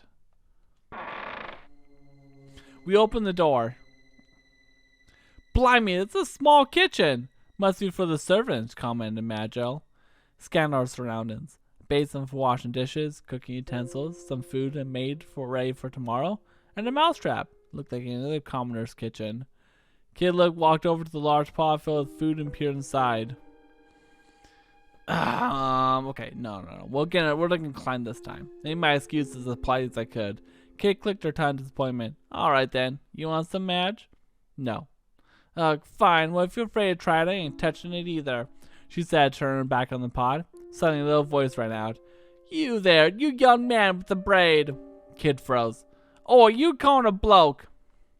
Kid barked angrily in the direction the voice coming from. Mouse was looking at us with eyes like saucers, from the inside a mousetrap hanging from the wall in the corner of the room. Oh, I'm sorry. See, you're a young lady, I see. The mouse bowed his head in apology. Please, kind lady, you must hear me out. The mouse put his paws together and stared pleadingly at Kid. I left the nest to find food for my mother, but as you can see, I managed to get myself caught in a trap. If you leave me here, I will surely be eaten by goblins. Kid eyed the little creature suspiciously. I beg of you, please free me from the trap. My mother is sick and should be terribly worried about what has become of me. The mouse was clearly begging for his life. There was also an odd little glint in his eye. Fine, guess we can't just leave you to rot. Hold still, let me get you out of there. Oh my god, I mean, the mouse has red eyes, so...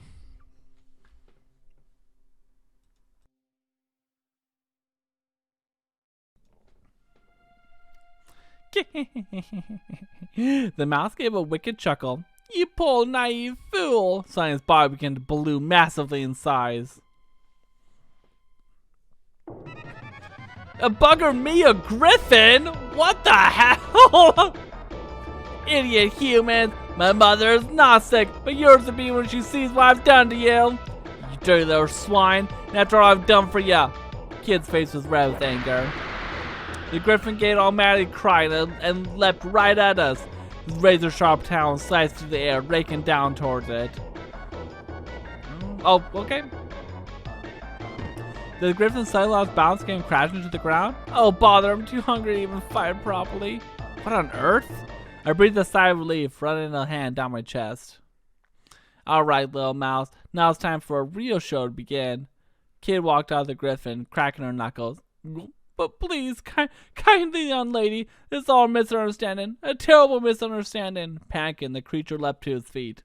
You can't kill me. I have useful information. If you let me go, I'll promise I'll tell you everything I know. Everything! Yeah, I know how much a promise like from the likes of you is worth. A kid took another step to the griffin, not skipping a beat. Arrgh! Please! Kid kept on coming. The griffin kept on shrinking away. Enough! Kid called for Kid to stop. Let's heal it. Oh, thank you, kind sir. The griffin was beside itself with relief. Spoil my fun, why don't you? Kid, grumbled Kid, pointing and pouted as she turned away. Listen well, O most first saver. Right thrice, left twice, right twice. Should you find yourself trapped in one of Link's swirling snares, remember my words. Right thrice, left twice, right twice. Okay, I should remember that. R3, L3, R3, L2, R2. Okay. With that, the griffin returned to his mouse-like form and disappeared into a small hole in the wall. Trapped in Link's snares?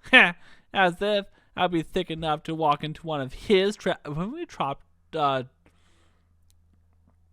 we, like, walked in like 5 different traps already? Let's get out of here. We'll waste enough time already. Okay, we left the kitchen. All right.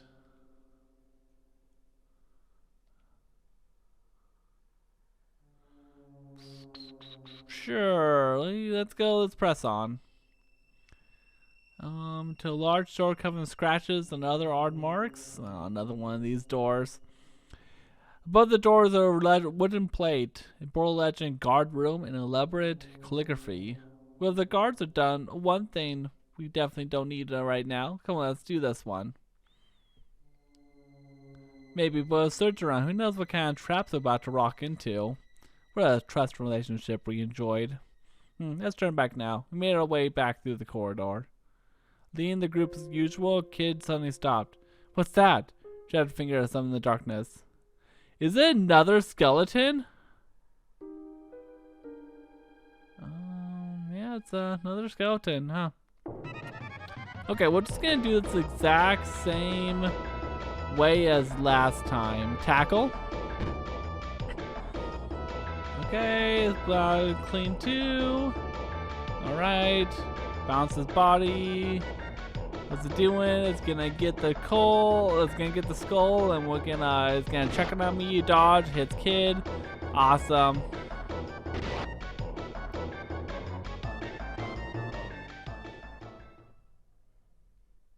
Easy encounter, easy encounter. Okay.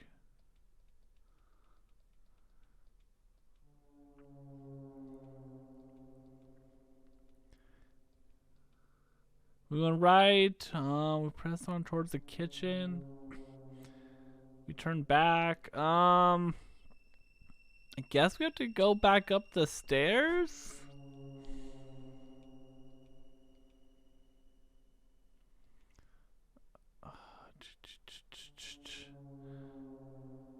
Oh wait, what?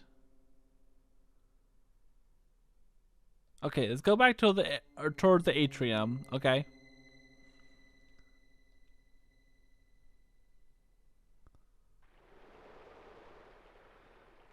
Okay, we have Lynx's room. We continued on. Wait, the exit going to Lynx's room?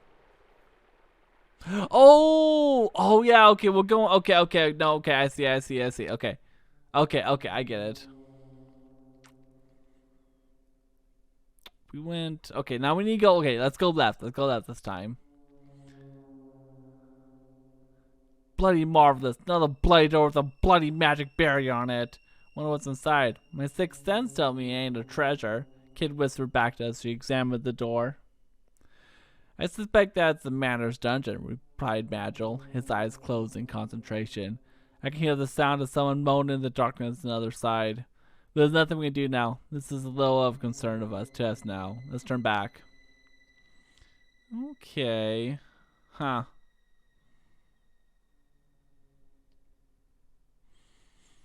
Okay, let's go back downstairs once more.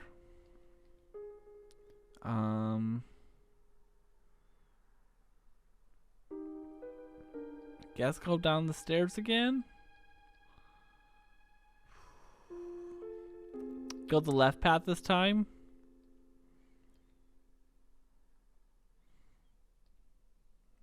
Guard room. Well, I reckon maybe find a key.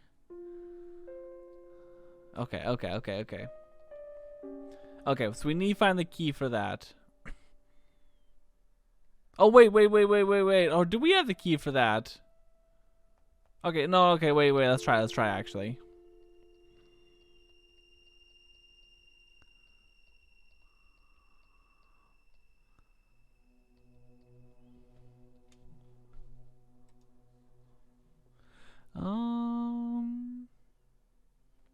Wait just 1 second.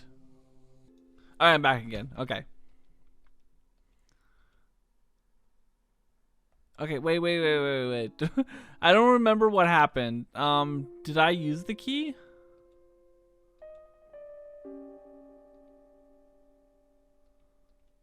We went inside. Oh, okay, good. Kid opened the door. The room I completely signed from the outside.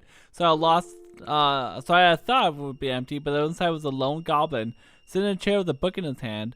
A light steam drifted from the teacup to the table in front of it, and with it a delicate aroma. The goblin peered curiously over his spectacles. There was something different about this one. Can tell as much as a glance. Heavens, how rare is it to have guests! Heavens, how well spoken for a goblin. I can only feel dread and suspicion at the sight of him nonetheless. Sorry, mate, but we're not your guests. Cough up the key to the dungeon if you want to live. Kid slammed her knife into the table to illustrate her point.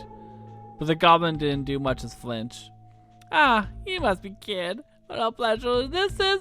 I've always wanted to meet you. Why, even more ravishing than the rumors would. Before the goblin could finish, the kid's knife flew through the air. With a quick flick of his wrist, the goblin caught the blade with the back of his book, a mere inch from his face. I see your approach is as radical as the name of your merry band would suggest, the goblin said, pulling the knife free and handing it back to Kid. She took it without a word, but her gaze had changed. She was like a cat, cautiously studying spray. And I was just getting to the good part too. Oh well, I suppose I should have to give up on I'll never finish it now. The goblin casually flung the book over shores into the nearby bin. Allow me to introduce myself, said May. I am Grimsmelt, and I'm the guard on watch. No need to stand, please do take a seat. You're welcome to tea, of course. The goblin beckoned us to sit down. Did he mean to poison us? If I may. Magil calmly took a seat, ignoring the obvious suspicion in the air. Yeah, I guess I'll sit down too. So I trust Magil's instincts, and took a seat next to him. He has some kind of plan in mind, I'm sure of it. Kid didn't look like she'd be pulling up a chair anytime soon. She was standing with her arms crossed, eyeing the goblin suspiciously. The goblin poured 3 cups of tea. Here you are. Without the slightest hint of hesitation, Magil took his teacup and lifted it to his lips. He sipped and placed the cup back down on his saucer. Himalayan tea. Not a blend I'll expect to find here. With the pleasure to encounter a fellow connoisseur. Yes, it's a rare blend. One mainly enjoyed by the noble classes. I couldn't believe this conversation I was hearing, but I also couldn't help wondering what this rare tea might taste like. Oh, it says not Himalayan, it's Himalayan, I believe. This is great, I blurted out. Never had such delicious brew in my entire life. My aches and pains faded away. Glanced over Kid, who was blowing maniacally at the liquid in her cup. I'd forgotten that she was paranoid about burning his mouth on things. Now that we're comfortable, let's get down to brass tacks, as I say. I do indeed have the key to the dungeon, as you surmise, but you will also be aware that I cannot simply give it away. I glanced over to Kid again. Typical, she wasn't listening to what Grimsmelt was saying. She was still huffing and puffing at her tea.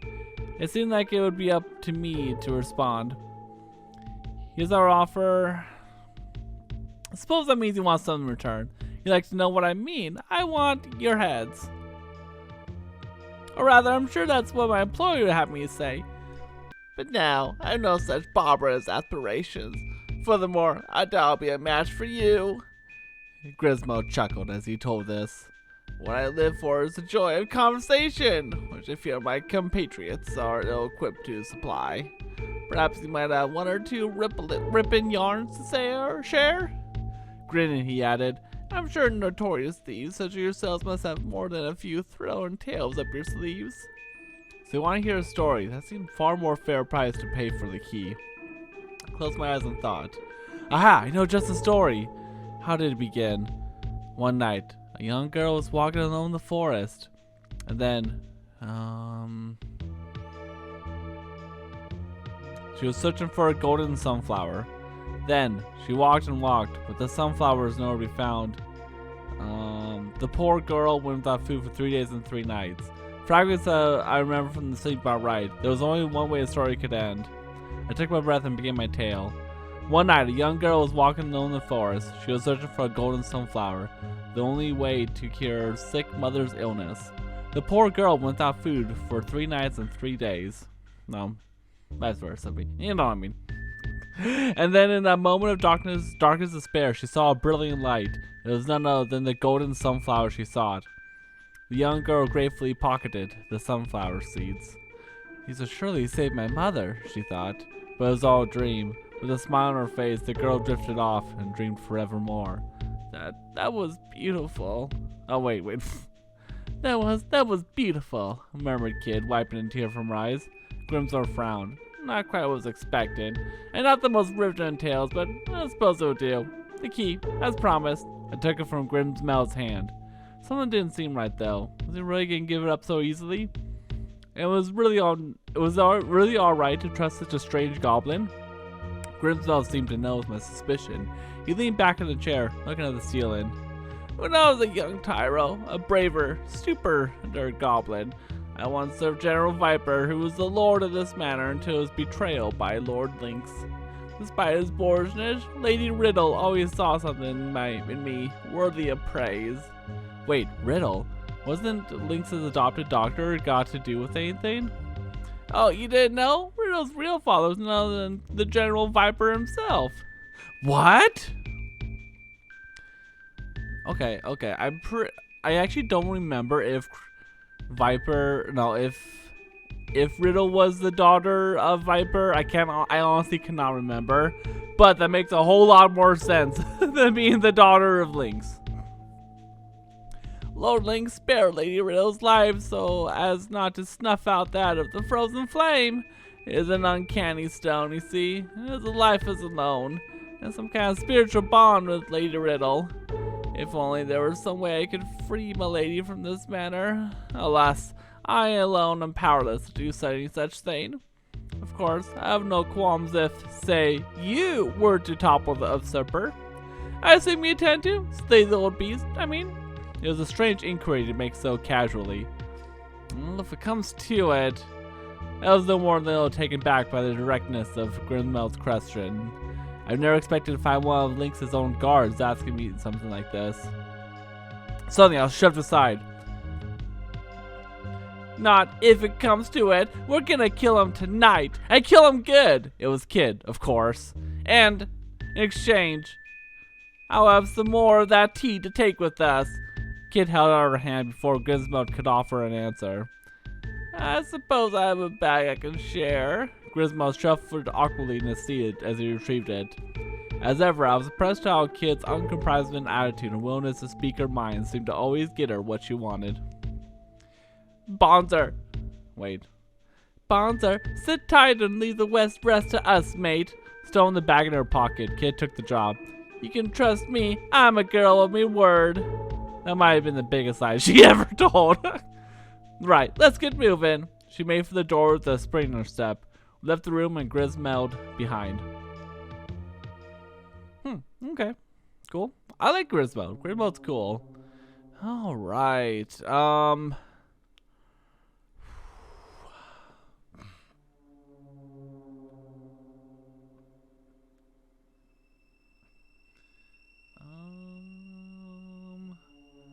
Track the ahead with those. Have we been in the kitchen? Isn't that where the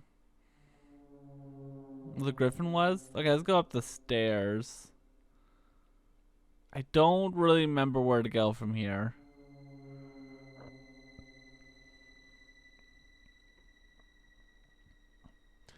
Going back to the... I don't think we want to go back to the atrium, though.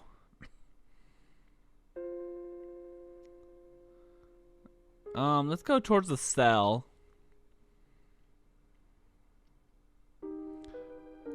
Right, the key we got from that creepy old goblin should do the trick. Kid slipped the key in the lock. The heavy door groaned slightly as it slowly swung open. Nice. Clammy air rose up around her feet as if crawling blindly through the darkness.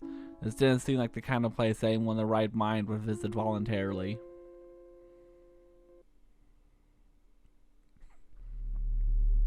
We pushed the heavy iron door the rest of the way open and stepped into the darkness.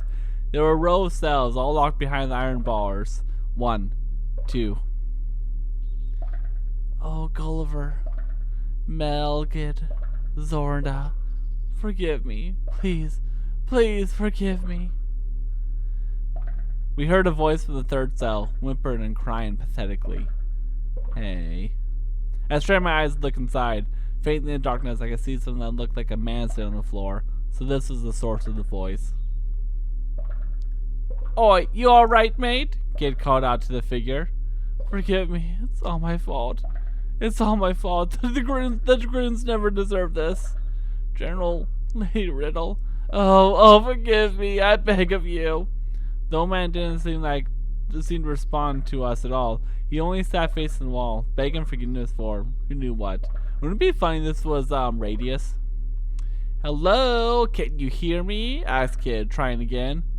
There'd be no getting through to him. His real-life self will have long since retreated inside the shell he's created, said Madro, cutting her off. Shell? What do you mean? He has built a shell around the core of his psyche in order to shield himself from the truth. He is running from something terrible. He has seen something, or been through something, or has done something. And so he's created his own world, the inside as a final refuge, the outside world lost to him forever. I looked at Madro in surprise and detected a hint of unspoken sadness in his words. And for some reason, he was looking at Kid, watching over her as she stared at the man in the cell.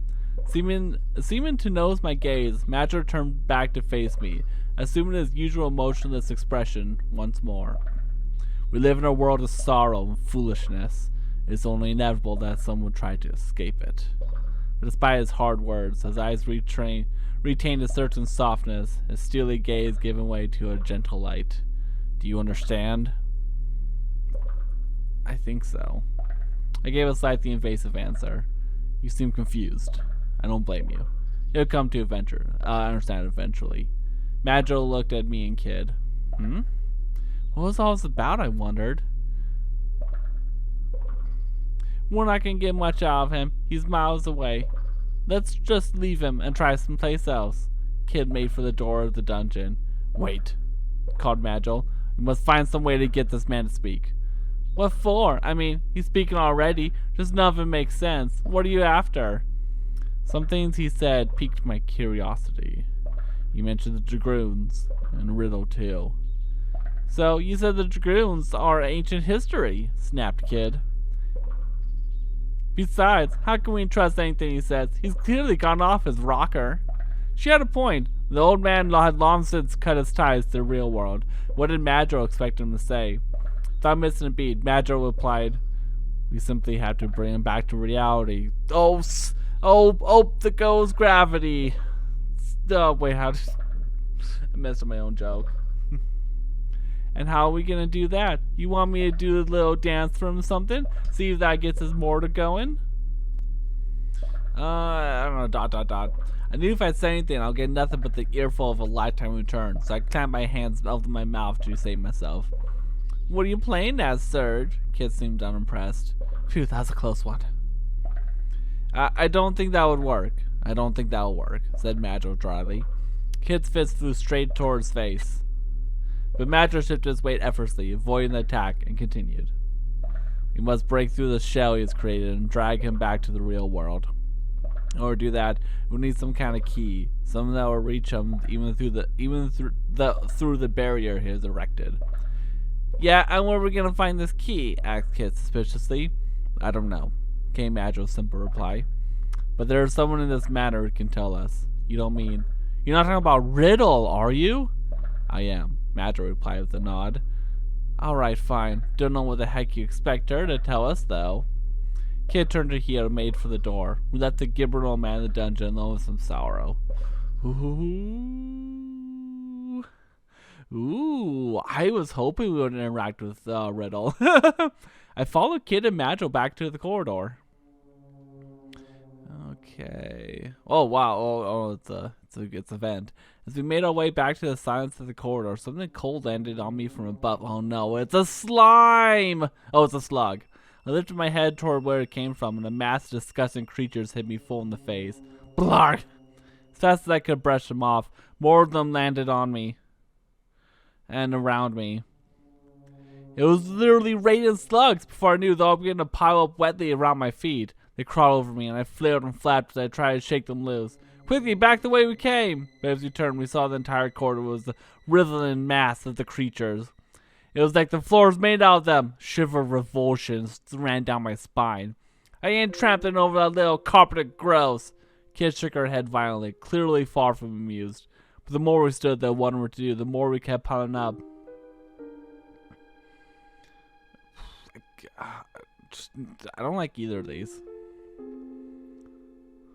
I threw caution to the wind, threw myself down to the teeming corridor. Like that, is it? Well, I ain't staying here on me own. Kid was clearly at a loss what to clearly I lost what to do. She soon barreled after me. Slugs rained down all around our ears as we ran. And oh, how we ran. We hammered along as the life depended on it. As we went, the oozing juices of the slugs was trampled and splayed and splattered all over us. The feet were soon soaked with the stuff. Whoa! My foot slipped and Kit smashed into me from behind. The two of us went flying and landed on the floor in a heap. Damn you clumsy arse, Slurge! She grimaced at me, even through her mask of slug ooze. I tried to stand, but they just kept on falling. The slug storm had developed into a deluge. We were on the verge of giving up. It was almost more than either of us can take. Then we were up to their knees now, and we were wading through them desperately. That's a lot of slugs. Oh my god. We didn't dare talk for the fear of them falling into our mouths.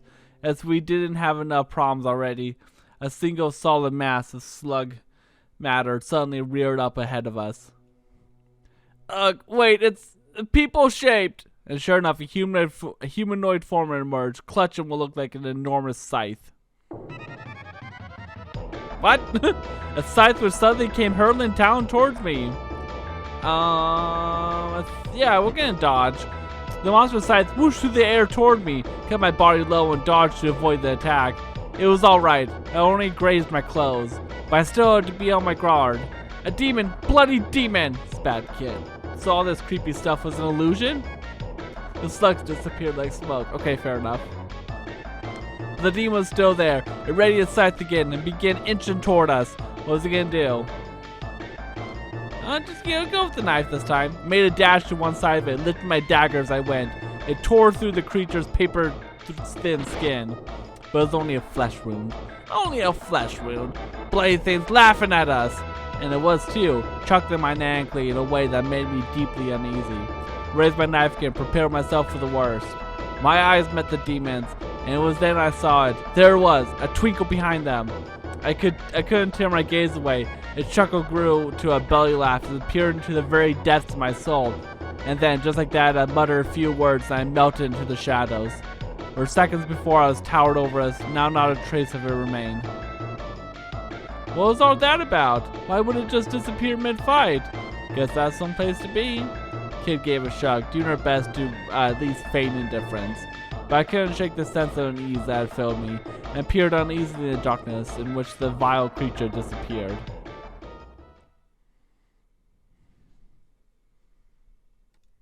I was doing great. Felt like nothing can stop me.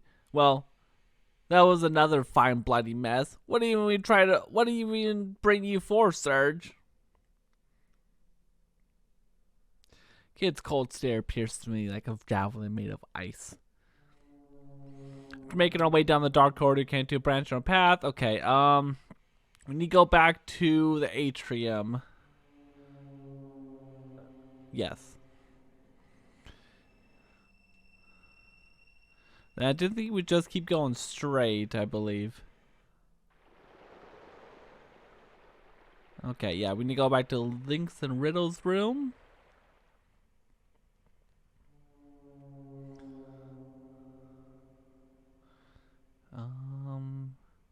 The dark package, I believe.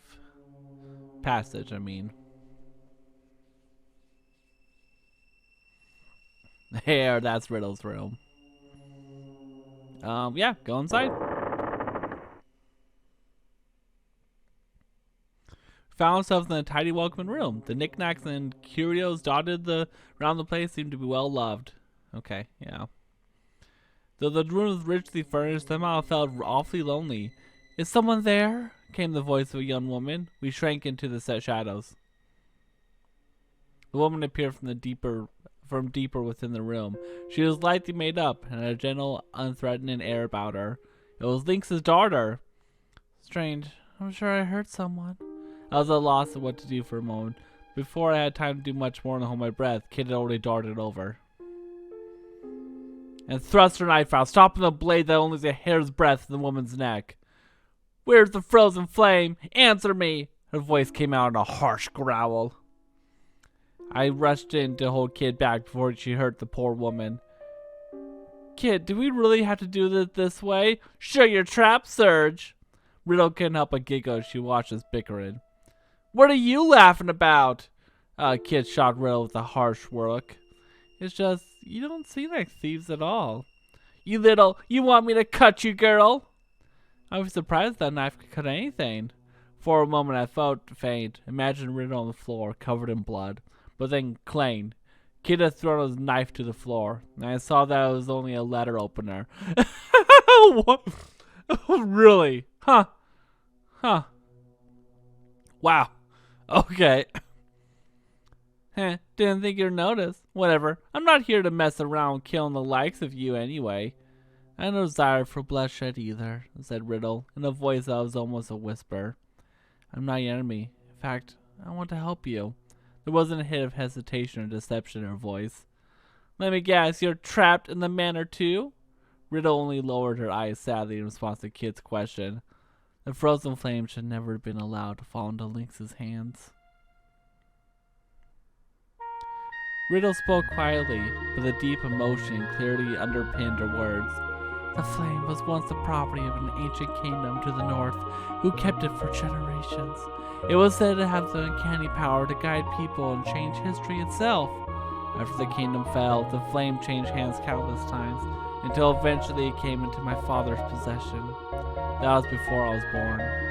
Sometime later, Lynx became aware of the flame's true value and approached my father under the false pretenses of friendship. Not a soul suspected what his true intentions were. And then, on that horrible day, he destroyed everything. He killed everything. Riddle shook her head, then buried her face in her hands. I don't care about the frozen flame. I don't care about that stupid accursed stone. It means nothing to me. I just want to take it away from Lynx and smash it to pieces right in front of him. And only we can make that happen. Riddle looked up with surprise as Madro spoke. No one else in the world can seize that jewel from Lynx. Riddle stared speechlessly, and then, in a low voice, she whispered, What can I do to help you?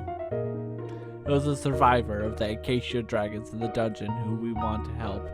And if we're to help him, we need your help, said Madro, taking a step forward. What? That man's a traitor. It's because of him, the father, that Zoranda. Please, it is the only way. Riddle turned her back to us and hung her head low. Oh, she's pretty. The chamber of death. There might be something to bring him back to his senses there. After all, it was there he chose to abandon his pride, his life. I assume the chamber of death must be a cell with the trap ceiling. Riddle nodded. Yeah, that's gonna be a problem. That thing damn near killed us the last time. You need to take the Islandser with you, huh? It's a sacred sword said to have been forged by an ancient sage, and a sister blade to the crimson cursed Masamune. Hey, that comes up in Chrono Cross too. Cool. The timeless blessings of the Islandser will surely keep you safe from the Chamber of Death's wickedness. It used to be such a sight to see in the hands of Zorda. It danced like the wind, shone like the stars, and struck like lightning. Lost again in the memories of fonder times, Riddle once more bowed her head. Forgive me, I've little more to tell you. You told us more than enough. We'll take our leave now, said Madro, turning and making for the door. I wish I had the strength to change things like you do, whispered Riddle, biting her lip. Kid hesitated for a moment, seemingly deep in thought.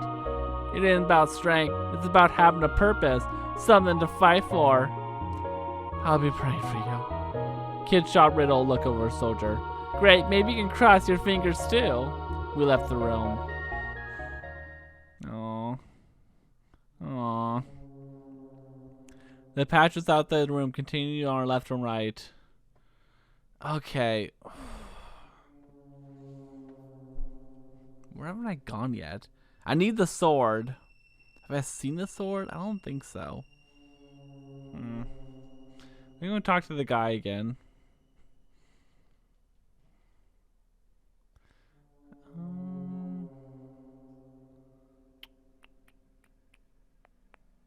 Okay, so let's go back into the atrium. Maybe there's a path in here we haven't gone yet. I feel like there is. Isn't. There was a path we haven't gone yet.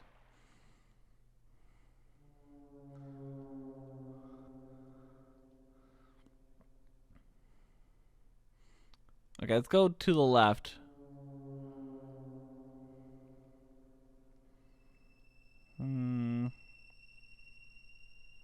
Okay, we go inside.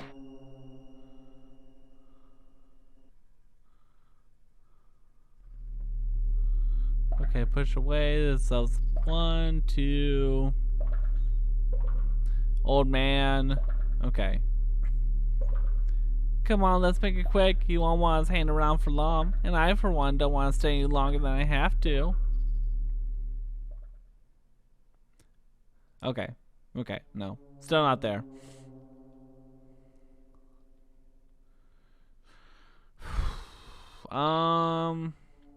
I guess let's go down the stairs. I think I've already been all the way down here, though.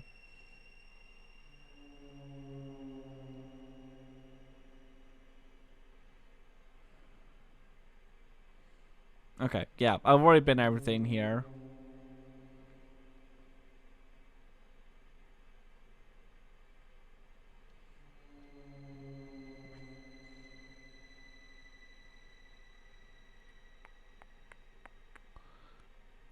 I guess it's somewhere. Oh, shoots. Oh no, it's another skeleton. God damn it. It's a skeleton. Sure, you're gonna attack. Oh, this is a different. Okay, cool. This is a different fight than other skeletons, huh? You jump back in pain. Hope you brought your brown trousers, grumbled Kid. He squared off against the skeleton, threw his sword that was carrying the ground, and took a step forward. Then twisted his body into a strange pose. Wait, is it doing what I think it is? It proceeded to contort itself further, adopting a shape that can only be described as highly suggestive. For a moment, no one knew how to respond. What the bloody hell? What should we... Wait, Kid, look at Madge. Madge just seemed completely bewitched. There's no way he'll be able to help us in this state. What the heck is happening? Madge, pull yourself together! Tried my hardest to get through him, but he just carried out, staring into space with a vacant look in his eyes. What the heck is wrong with him? What kind of weirdo gets his head turned by a bloody skeleton? Muttered Kid, turning back to face our foe. Well, can't be helped. It's only a bag of bones. We can handle this. She lunged at the creature. The skeleton brought down a sword, but Kid nimbly dodged with the side set to the left. Took advantage of her momentum to kick it right in the side. Well, in the spine, close to the waist at least. Crunch. The bone shattered, separating the skeleton into two halves. You did it! Piece of cake! The skeleton wasn't quite done though. Supporting his upper body with his left hand and quickly picked himself up.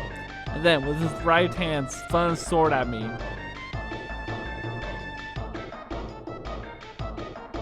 Dodge to the left. Dodge to the right. One hop this time. Ooh. That's not worse. Okay.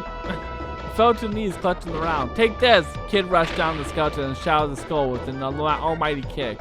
The bones of his upper body fell to the floor with a clatter, and then finally the creature lay still. You alright, Serge? Yeah, I think so. Now that's dealt with, Kid turned back to Magil. Can't believe this Drongo, though. Thrack! She brought her fist down hard on his head.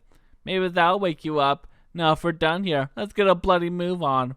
What was I? Ow! Ow! Wait a second. What's that? It was a leather bag on the ground. Contains some recently cooked meat. Nice. Nice. Okay.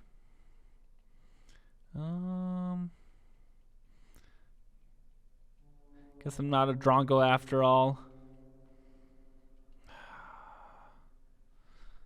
Where to go now?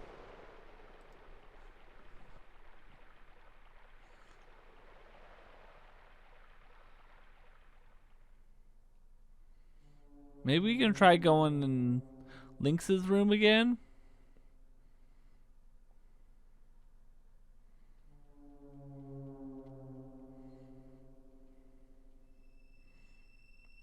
Okay, we continue on our way.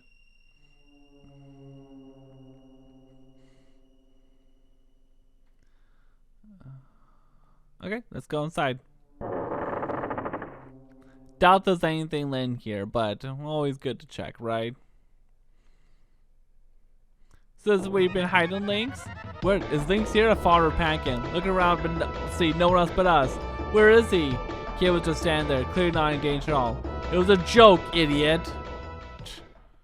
Good one. All the strength drained from my body. Thought you were serious, did ya? Chuckled Kid, trying not to laugh too hard. I bet you wish you were living the easy life rather than traipsing round after me, huh? Your face. I ignored her and walked over the mirror, draped with the red silk cloth. Hi there, sorry about the noise. The statue of Venus in the mirror giggled back at me. That's quite alright, Serge. What's your desire? Came her husky alto. Nothing much. Just check on you since I was last here. You mustn't say just things. Your friends become envious. She giggled mischievously. You know, you what? Said Kid, her voice completely flat. And why would I be envious? Please, there's no need to get upset. I have a gift for you. Oh yeah? Yes, well, one might call it that. See, I thought you might be interested to see what it's like inside the mirror. Wait, so you're inviting us to the realm of mirrors? Kid's interest was suddenly piqued. It won't take much time. Come, Kid, step inside. The surface of the mirror rippled like water. Kid reached out her hand toward the glass and hesitated. She delivered for a moment before finally pulling it back. You go first, sir. You're her favorite. Are you sure? Kid nodded and filled with excitement. I pressed my hands to the mirror. There was like cool water on my fingertips. No, Serge, you mustn't. Suddenly, cracks formed in the glass. I gasped. What's happening? The statue in the mirror was weeping. I wish you weren't so trusting. You forgot that I serve Lynx. What? I blurted out. I meant to trap you and your friends. The cracks in the mirror grew bigger, splintering off into more and smaller cracks. And that's not all. I foresaw you'd come to long ago and warned Lynx of it. But why? You were imprisoned here by Lynx, weren't you? Sighed Magil. The statue of Venus nodded mournfully. He sealed the path to mirrors beyond, prevented me from leaving my manor. Were someone to shatter all the mirrors within the manor walls, I would be doomed. I would vanish, separated from my siblings forever. Eventually the statue raised his head, but I could not stand back, be at the mercy anymore. The cracks deepened further, and shards of glass began to fall on the floor. Stop! I can't let you do this! I yelled, grabbing the mirror frame with both my hands. This is what I want. Lynx will not suffer me to live anymore. I live after betraying him, said the image in the mirror, looking back at me. But why are you trying to help us? Would that be your final question, Serge? Something in his voice felt like the trace of a smile. Very well. The truth is But just then the mirror finally split from top to bottom. The image's lips moved gently, but no words came. Unfortunate. I tried to scream, but I could do a little more than a whimper. Took a shard of glass from the floor and gripped it tightly in my hand. Serge? Behind me, Kid was softly calling my name. Gave a slight nod and then slowly turned around. Let's go. As I left the room, I looked back at one last time, my eyes coming to a rest in the remains in the mirror. I'd never be able to hear her voice again. I turned again and left the room.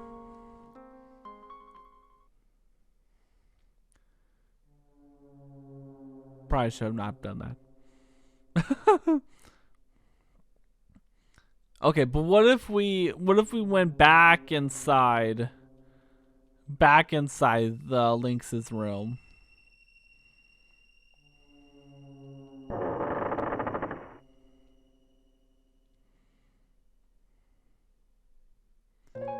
Completely. Aww. Aww, man, no. Not well. Okay, fine. Okay, we continue on our way. I guess we have to go up the stairs again. Don't.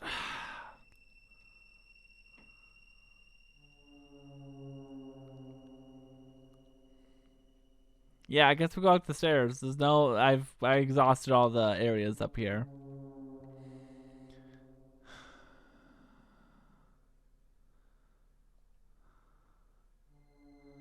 Dead end with the right. Okay, don't need to go to the study anymore, I think. Let's go back to the right just in case.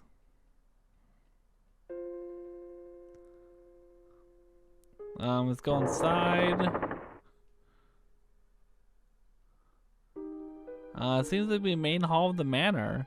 It was a massive table, beautiful decorations on the walls, thick columns decorated with sculptures of birds and beasts. Fixated to the wall back toward a tremendous pipe organ like a burnished black mountain. Dozens of the candles provided a dim, flickering light, sent in the corners of the room, dancing in and out of shadow. Several enormous paintings glowered from the high on the wall. Were these members of Lynx's family? I was busy staring at the paintings depicting a young husband and wife when I realized that their eyes had turned to look right at me. Okay, they hadn't. Don't worry, this isn't about to turn into some dumb ghost story. Just look that way because the way the flickering lights of the candles reflect against the glossy oil paints. Obviously. Of course. The place gives me the creeps, and I get a load of all these ugly mugs. There's nothing for us here. Let's go someplace else. Neither Madge or I are in any objections. Left the hall and returned to the corridor. Darn, I wanted to play the organ.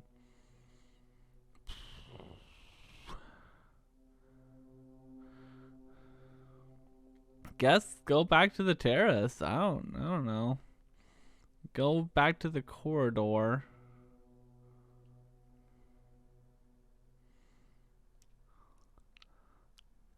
Continue on.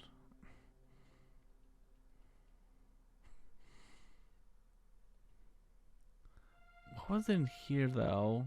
I don't remember. From some stairs? Yeah.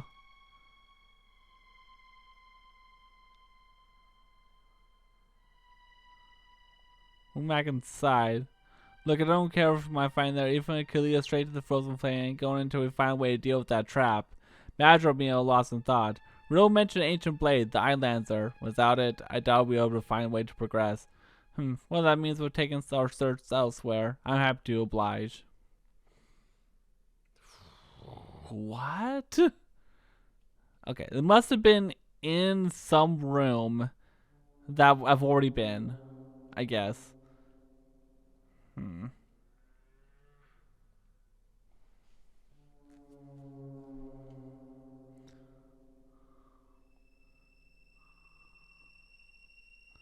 Okay, let's go back in here then.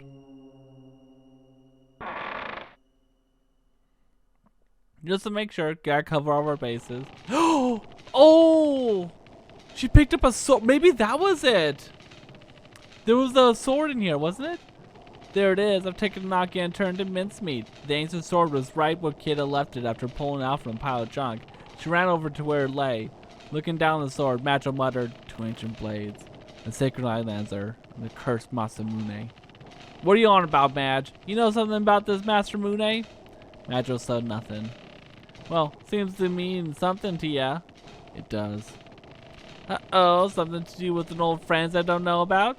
Not exactly. An enemy then? Not exactly. You're being weird, Madge. Well, whatever. Oi, numb nuts, grab the same for me, will ya? I was still standing by the doorway when Kid called her over to me. Who, me? Yeah, you. Or are you gonna make me lug the bloody thing around the place? I'm just a scrawny little girl, aren't I? Hey, call yourself a gentleman? My jaw dropped. I knew there was anything I could say to her. Suddenly, I walked over to Kid and picked up the sword like I was told. Whoa! I nearly fell over. That thing was heavy. Good boy. Right, off to the chamber of death. Eyes on the prize, lads. Dragging the sword behind me, I followed Kid out of the room. Very convenient. That was just two things away. Do I go right? Yeah, I go right. Okay. Okay, and we continue on.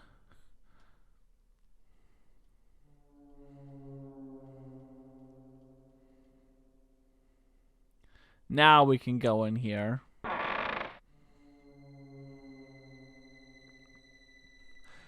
Well, this place is just as creepy as I remember. Lovely, grumbled Kid. She was looking at the stains in the wall. The ceiling had been pulled back up. There was no reason to believe it might not come grinding down again at any moment. Bearing in mind what Riddle told us, the room was called. It definitely wasn't somewhere we wanted to linger.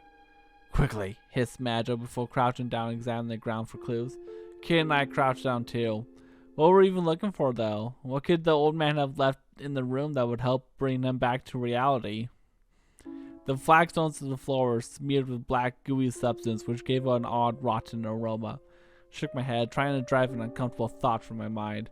Kid saw me and clearly wasn't doing much better herself. She slowly turned, positioned herself so that she was facing away from the stains on the wall. There was no point in thinking like that. I just had to try. But then...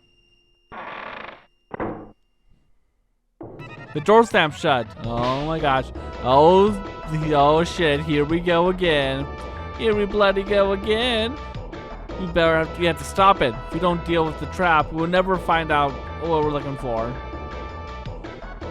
Boop, boop, boop, boop, boop, boop, boop, boop, boop, boop. And here it comes. And here it comes. And here it comes. The ceiling sank lower and lower. We ducked our heads, desperately trying to avoid the blade that jutted out from the bottom. Kid looked at us and screamed, "The sword! Use the eyelander!" What? How do you use the sword? Obviously you plunge it into the ground. There, I drove the sword into the floor with all my might. A shock ran through the door. Beams of light scattered from the blade, covering the floor and walls, and then racing upwards. The ceiling gave an almighty judder, then stopped. We made it. Stuck to the floor, helplessly, my heart racing. Hey, what's that? Kid was pointing to a part of the wall. It was there when seeing the message written in blood. Guess we found what we were looking for. Part of the wall collapsed. We found a cavity behind what looked like a piece of solid stone. Inside I could see something glinting faintly in the darkness. Kid reached in with her fingertips, carefully extracting whatever it was from within. It was a slender ring with a delicately engraved design that looked like overlapping ferns. The ring was adorned with several small rubies in pattern that resembled a bunch of grapes. The crest of Acacia. This must be an Acacian signet. Where have we heard that before? I don't remember. Kid put the ring on the middle finger where it sat uneasily. It didn't seem to be her size. The rubies gave up an eerie glint. Right, let's not spend more time in here than we have to. We managed to foil the trap and retrieve the Acacian signet. I left the eyelander where it stood, and we exited the room. Alright, time to go back to the old man. Right. Like so many rooms. This game is pretty interesting. This game is, it's actually like a lot more interesting than I thought. I'm kind of like, I wouldn't say like I'm like a huge fan of kind of like these type of games or like, like point and click adventures, but they are still like really cool. Oh, Jesus Christ. That scared me. A scream pierced the darkness, turned my blood to ice, raised at the pair of crazed, blood-red eyes, was staring into the depths of my soul. It was a griffin! Is it the same griffin as before? Before I could draw my weapon, the griffin had spread its powerful wings and swooped toward me with an almighty screech. I was knocked back and started rolling across the ground. I gasped with pain as the wind was knocked out of me. Surge, you okay? Every nerve in my body was screaming with pain. I held back the groans and staggered to my feet. I could see the massive griffin in front of me. And hellish red eyes stared down its beak. It's going to attack. What can I do? Jump back. Almost by reflex, I jumped back. It suddenly beat its wings wildly, sending a barrage of razor-sharp feathers flying right at me. Ah! The feathers pierced my body. Ow. I gritted my teeth and pulled them out as quickly as I could, then turned to face the griffin again. As the beast's mad red eyes glared at me, I desperately tightened my grip on my knife. Sure, you attack then. I reversed my grip on my knife and plunged into the griffin's neck with all my might. The beast screamed and contorted with agony. I'd done it and landed a blow, and a telling one at that. The griffin shook his head with rage, pulled my knife, then rolled away from it. Don't move, Surge, yelled Kid from behind me. Suddenly, she landed on my shoulders, then leapt up into the air. Crack! Her knee crashed in the side of the creature's skull, making a crunching sound I could feel in my bones. The griffin screeched in agony. The griffin stiffened, suddenly becoming completely rigid. His eyes rolled in the back of his head, and it fell to the ground with an almighty crash. We done it! We actually managed to defeat a griffin! More like Kid had managed to defeat a griffin. Phew. I fell to my knees, overwhelmed by what I had just been through, but glad it was all over. Wait a second. What's that? There was a leather bag on the ground. Oh, cool. Yeah, lucky you. Got the meat? All right. Yeah, we've been through this before. Yeah. Okay, where to go? We go down the stairs, right? I think so. Yeah. Okay, then we go to the atrium.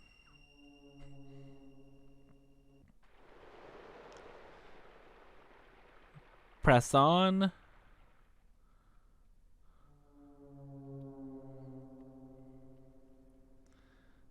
Towards the dungeon.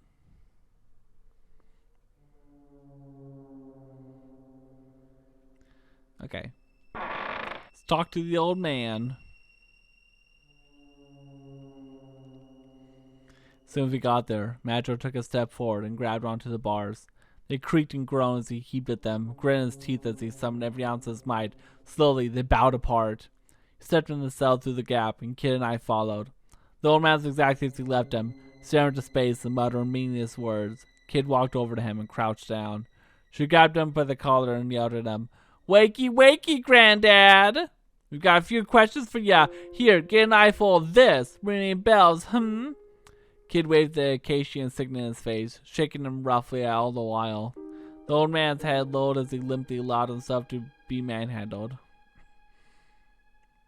Sure. I looked at Madra in horror. Is this how we're gonna break through his shell? Fear not. This approach is as good as any. But do we have any right to drag the poor man back to reality like this? Hasn't he suffered enough? I'm prepared to do anything to achieve our goal. Madra stared right through me with that ice-cold glaze. Oh, an acacian signet, the symbol of our vows bestowed only upon sworn acacian dragoons. A low voice, almost a mourn. I spun around in surprise. His eyes began to ground once more. So my former allies have finally come for me. I am to blame. It is because of my indiscretion that the frozen flame is stolen, and that all of acacian dragoons only I remain in here in the manor. But now all is well, for you have returned. Oh, Malgit, Zorinda, where have you been all this time? Do you return to the lake stork? Never mind all that. Granddad, where's the... Oh, wait, that's the kid now. Never mind all that, Granddad. Where's the frozen flame? Give us a clue. Anything. Come on, out with it. I couldn't decide if kids sound more annoyed or desperate. Maybe both, to be honest. The frozen flame? The old man looked momentarily confused. The old man looked momentarily confused. And then a wan smile crossed his face. My word, Lady Riddle. It's been far too long since I last had the pleasure. Well, you'll need to turn the third candlestick from the left as you enter the main hall. That will open the underground vault, as you know. Kid wrapped her arms around the old man and held him tight. And then in her trembling voice, she whispered, I'm sorry. I promise. We'll get it back. The man recoiled in horror, and then began to sob once more. I am to blame. It's all my fault. Forgive me. Forgive me. Look, if you want to get out of here, now's your chance. But it's no use. He was too busy cowering and wailing to hear me. We're done here, Serge. We can't help him. Those things that we need to be doing. Thank you, I whispered to the old man before following Kid and Madra out of the dungeon. Okay, now we go to the organ place, I guess. I would assume so. I think that's the only place with the candles. Oh, Jesus Christ. No, another skeleton. Is this the suggestive one? I assess the situation. Okay, strange pose. I don't really know what it means by this highly suggestive pose.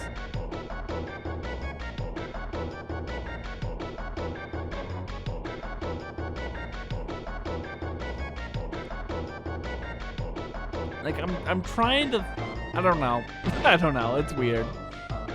JRPGs are weird.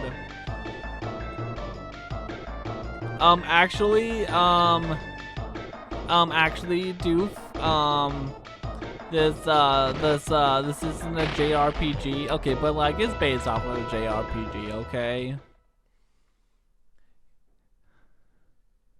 It's basically a JRPG except in gameplay only, which now that I say that, I guess gameplay is the definition of what makes a game genre a game genre. But you know what? Who cares? Who cares? Okay. I hope I never have to see this stupid thing ever again.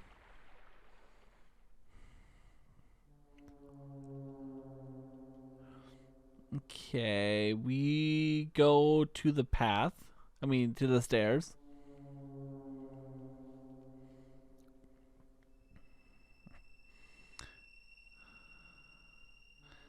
I think we go, yeah, we go to the main hall.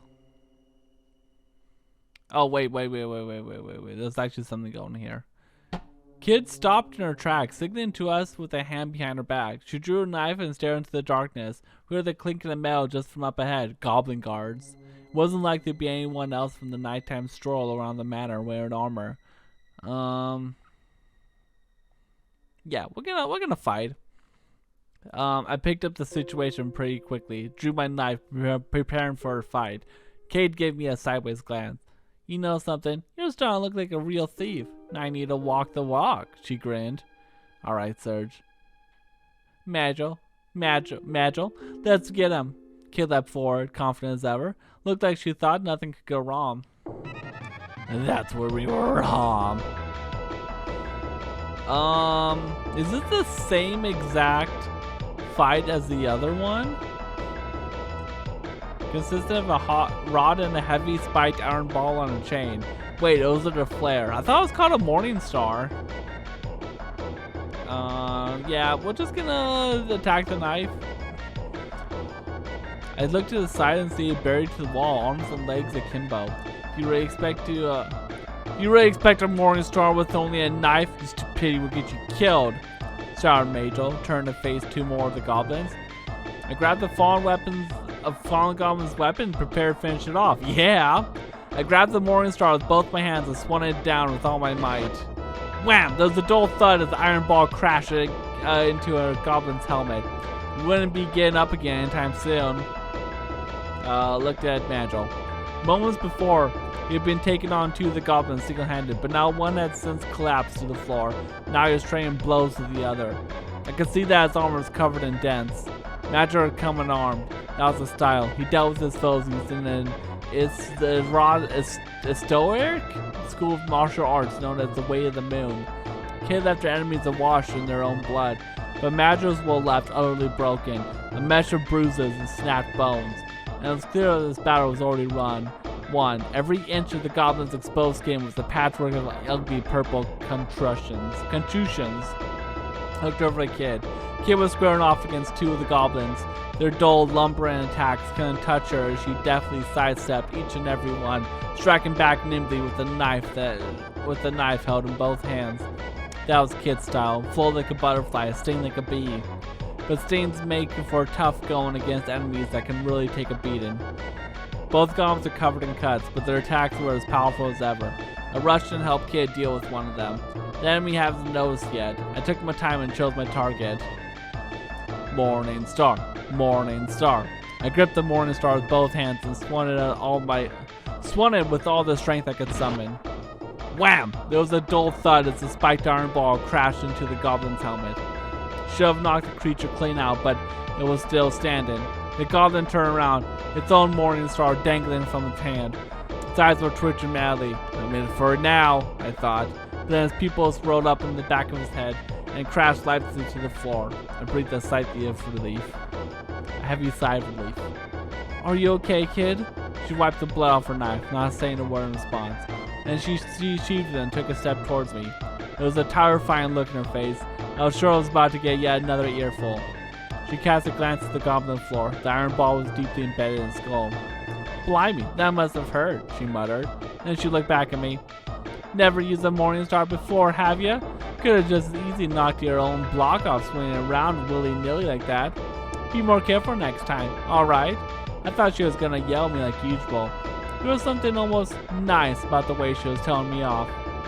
Thanks, she said softly in my ear, as I felt something warm and soft on my cheek. Got a kiss. Got a kiss from her. What? Because your kiss is all my lips. Because your kiss is all I miss. Because your kiss is on my lips. Wait, that's not the lyrics. Anyways, let's go inside.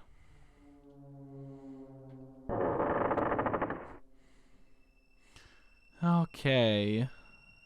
So, there's something about a third candle. Dozens of the candles provided dim, flickering light, setting the corners of the room dancing in and out of shadow. The great hall was filled with a heavy silence. Silence unbroken save for the ticking of a large clock that slowly counted the passage of time, as if waiting for something. Several portraits glared down on its cold eyes. Third candlestick from the left, whispered Kid. 1, 2, 3. There. She reached out towards it. I held my breath as I watched. Say your prayers, Lynx. We're coming for ya. Kid turned the candlestick. The room trembled with a sudden rhythmic rumbling sound, as if a massive gear was turning. What's that? For a moment I felt a strange sensation, as if I was floating. Do you feel that? I started to stagger. The entire room seems to be moving downward, came the reply from Magil. Couldn't quite believe it, but I also couldn't deny the feeling of downward motion. The main hall was sinking into the earth. Then another rumble. The room's descent rapidly accelerating. A cold sweat dripped from my back. My heart filled with a mixture of fear and anticipation. What was waiting for us down there? That frozen flame. Our prize at the end of this little adventure. But what was it really? Would it live up to our expectations? I tied my fists, which was thick with sweat. What were Kid and Magil thinking? The room remained veiled in silence. Well, except for the sound of the gears. As a response to my thoughts, a quiet voice came next to me. It was Kid. I looked over to see her stand stiffly, staring forward with her hands clutched into a fist. Sometimes I feel like I'm stuck in a losing battle. I fight I'll never win, no matter what I do. It was a side of her I never witnessed before. Even from this angle, I could see fear and doubt flickering across her face. I felt a tender stain in my heart. What are you fighting? What are you fighting against? Good question. Fate, maybe? Life, even? Not sure I can put a finger on it exactly. It ain't Lynx. I mean, sure, I'm here to fight him. That's different. It ain't clear cut like that. I feel like there's another me inside me. One just sitting there, looking out about how empty and pointless everything I do is. That's the best way I can describe it, anyhow. Listen to me. Load of bloody nonsense, huh? She smiled ruefully. I didn't know exactly what she meant, but I feel like I knew broadly what she was getting at. She may have talked tough, but underneath it all, she felt fear and uncertainty, just like the rest of us. I mean, that was no great revelation in and of itself, but hearing her say it out loud gave me a strange sense of relief. I stole another sidelong glance at her. Her expression was different, more mature somehow. Sorry, mate, you didn't need to hear that. Not exactly me trademark brand of carefree banner, eh? She stuck out her tongue. Normal service has been resumed. Oh, so it seemed for a second. Thanks, Serge. And you, Madge, she said, suddenly serious again. Couldn't have made it this far without you both. Listen, if we don't, if we don't get another chance to. Huh? You know what, forget it. She closed her eyes and forced a smile. I wasn't sure how to respond, so true to form, I just stared at her some more. I could have sworn I saw a flicker of a grin cross Magil's face too. He was standing just at the edge of my field of vision, arms crossed and eyes closed. But maybe it was just my imagination. Contemplative silence descended as the hall continued its journey down into the bowels of the mountaineer. Please don't say that again.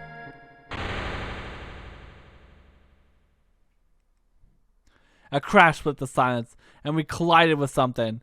Screech! A loud metallic scraping filled the air. The room rocked and finally came to a halt. Looks like the end of the line. All change. The swollen grandeur of the organ suddenly filled the air. Yes! Organ playing!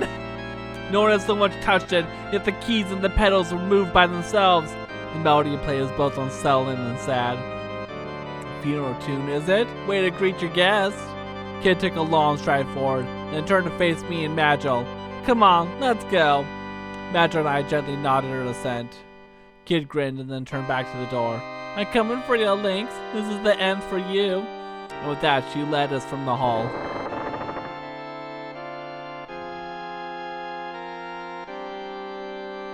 We continued down a long, dark corridor, the walls slick with condensation. The air was thick and heavy, and as though ripe with the stench of death.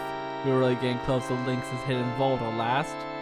And was there any turn back now? For any of us? There was something strange about Kid that night. Magic didn't seem to be his usual self either. To begin with, it was vanishingly rare for him to speak so much, let alone to show any kind of emotion. What happened to make them change like that? Unable to take the silence anymore, I decided to speak. I had a question that had been on my mind since it is. Why do you want the frozen flame so badly? Oh, I got a reply with the cold echo of her footfalls. I should have known.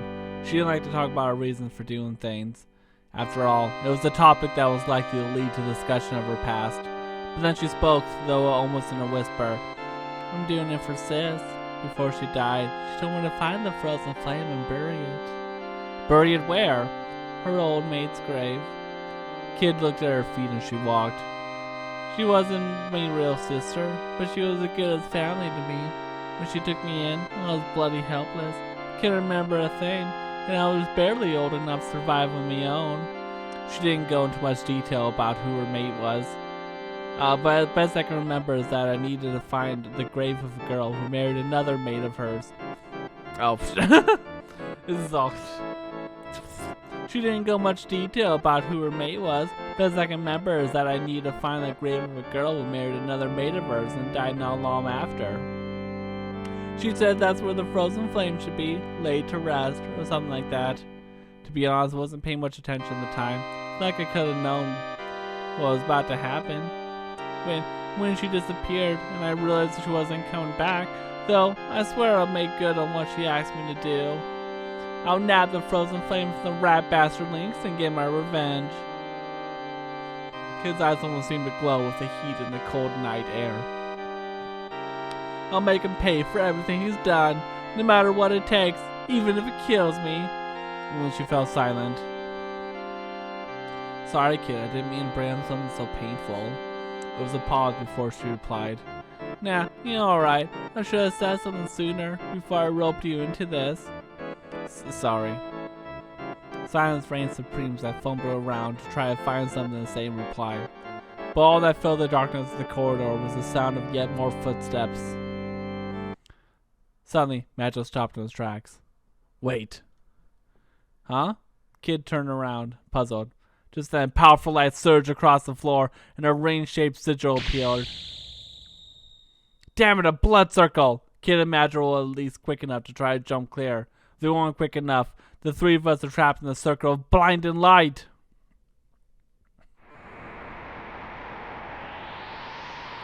Oh my god. The sigil rotated left and right, with us at center, cutting off all the routes of escape. God, we're trapped! A wall of heat and wind blew up around us. The swirling lines of spirals of light assailed with us whenever we turned. Don't let the light memorize you! Cover your eyes! Shouted Magil, raising a hand over his mask. Turn with the light, not against it. There has to be a way out. What? I barely can understand what's going on. Kid's elbow brushed against the wall of lights around us, sending sparks flying. Ugh. Be careful. Merely to touch this is more than enough to harm you. Stay well back. Okay, we know how to do this. You turn right 3 times, you turn left twice, then you turn right 2 more times. 3 steps to the right. Alright.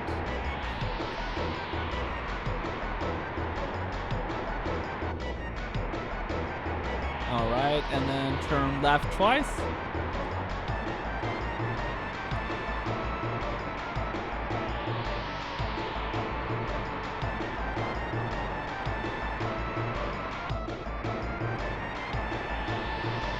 and then turn right twice again. I'm not again, but you know what I mean.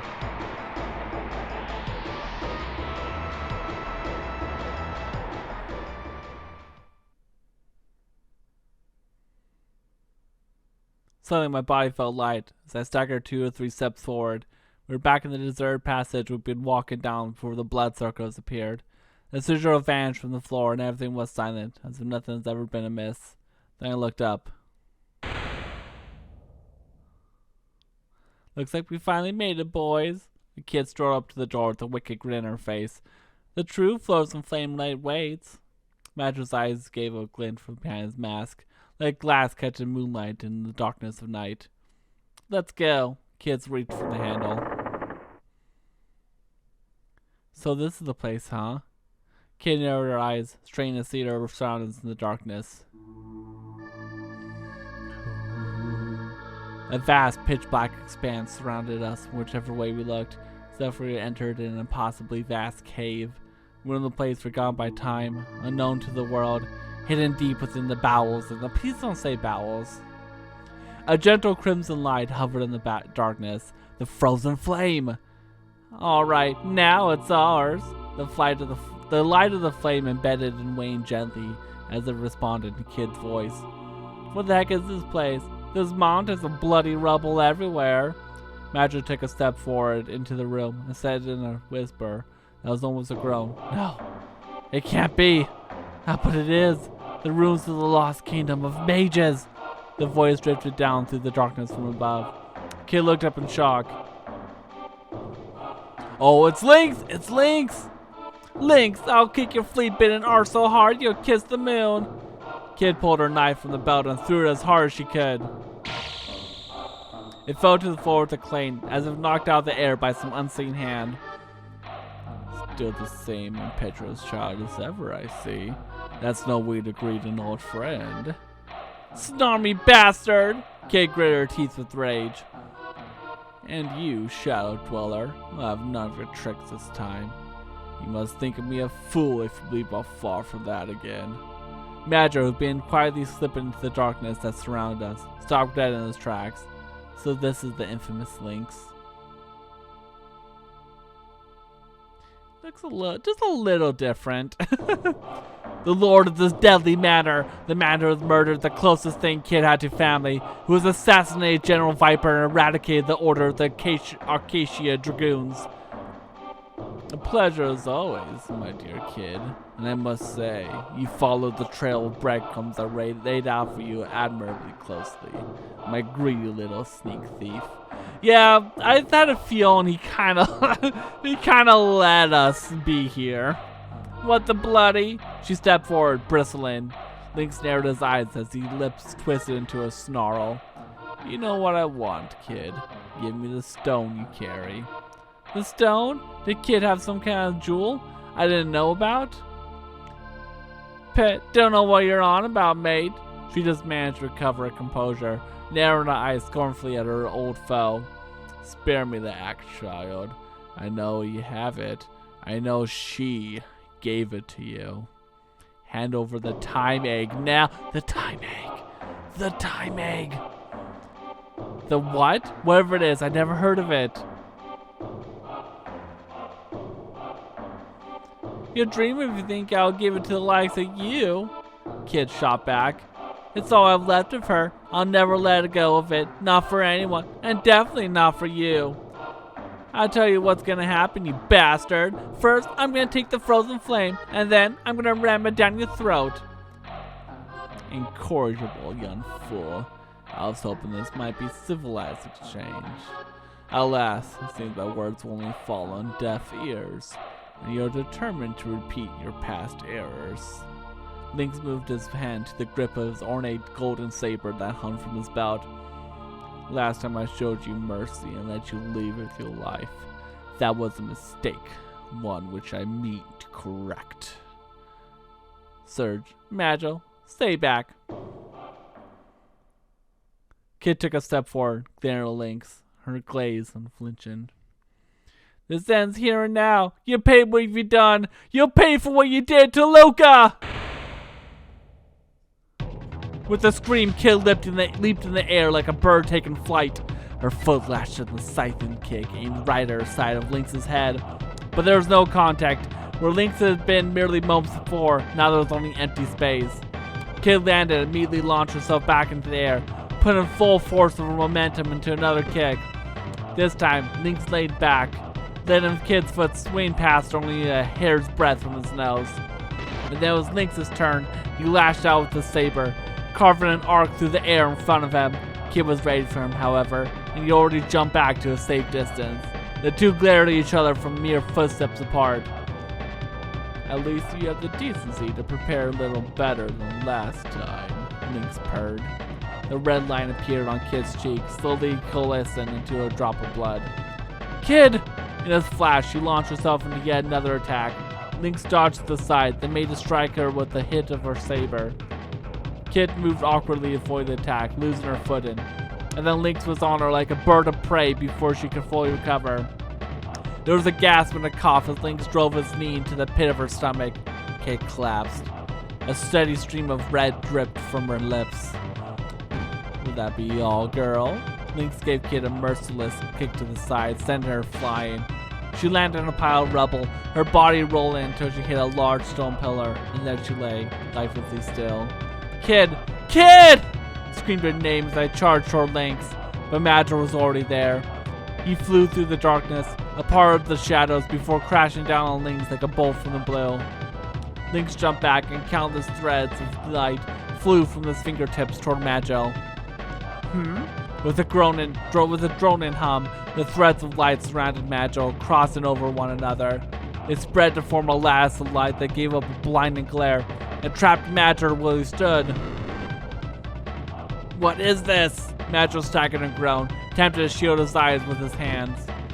It's a simple enough spell, my shadowy friend, for those inclined to learn it, and one which, sadly for you, needs no darkness in which to hide. Lynx stared at Madra with a venomous grin. You've been quite the thorn on my side.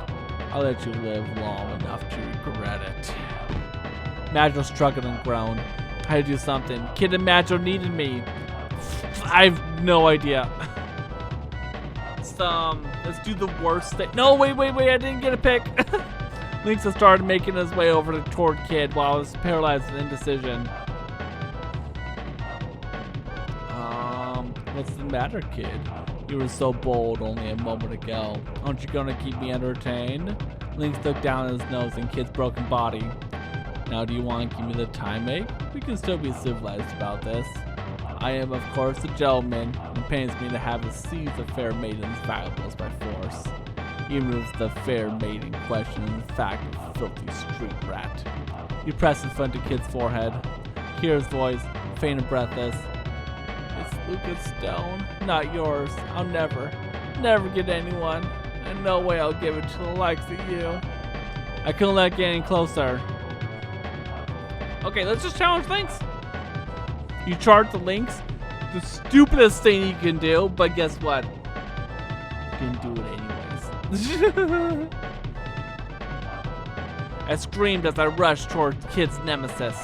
And then, in one fluid motion, he spun around to face me, lashing out with his saber.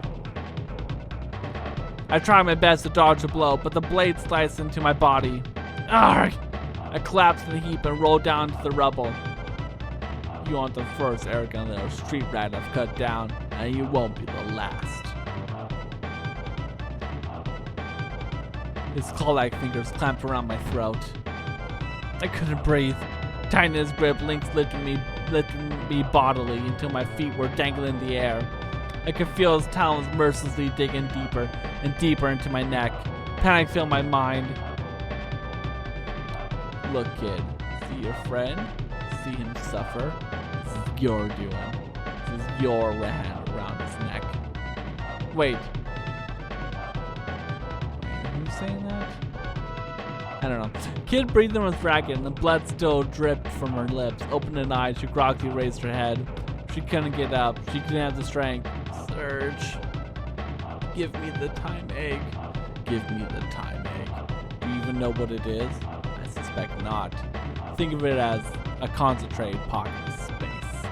With a frozen flame in the time egg in hand, one can bend the fabric of space and time and rewrite the past.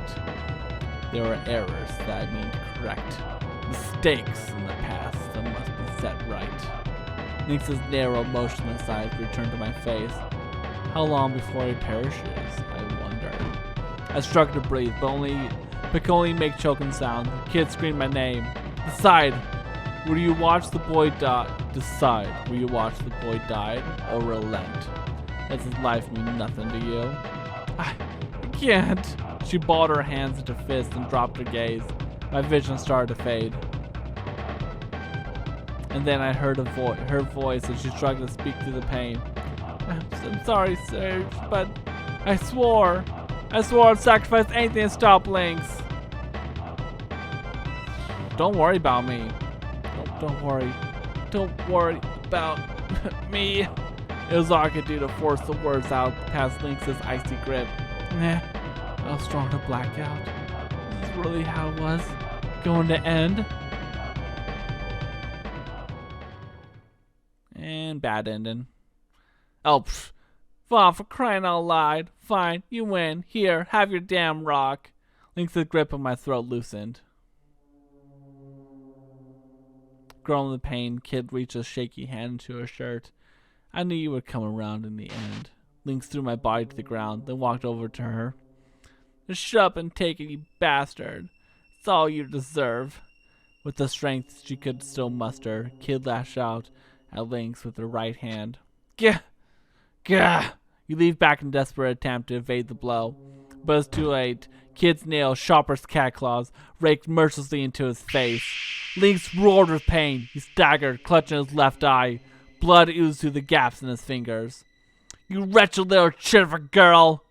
Lynx shuddered awkwardly, still clutching at the wound in his face. The fingers of his free hand arched to furious talons as he walked back towards Kid, who was still laying on the ground. I will kill you all! He kicked her hard, concentrating with all the wrath and venom into the blow. Kid gasped as all the wind was knocked out of her, yet more blood ran from her mouth as her body rolled across the floor. Kid! I yelled hoarsely. Horse! Clutching my burning throat with one hand. Lynx turned his head, slowly look at me, one eye fixing on me coldly as he came into view. He took a step towards me. Yes, perhaps it'd be better to start with you, my dear Kid. Rest assured that your friend's death would be the most elaborate and painful one. You will truly know what it means to suffer, boy. I'll put you through the same suffering as I did with that Luca woman. Kid's body stirred with shock and horror. Her eyes slowly opened, fixing on Lynx. They were wild eyes, stained with the blood that poured from her brow. Gritting her teeth, she staggered to her feet. Lynx! Lynx! And then an explosion of light burst forth from the frozen flame. Another light began to form from somewhere near Kid's chest, resonating with the light from the frozen flame. The twin lights entwined, twirling slowly upwards. As it rose, the golden spiral spread. No, this can't be! Lynx stood motionless, transfixed by the spectacle. Was this the Time Ache's power? Kid screamed as the raging blaze of light engulfed her. I'll never let you do it again. I'll never let you steal from me again. Bathed in the glow, her body shook. Blood-red tears dripped from her eyes as they took on a distant look. And then she collapsed to the ground as if all the life had gone out of her. I heard a voice. It was quiet and still, like the evening. It has come to pass. Kid has retraced her lost memories back through time, back to the Lost Kingdom.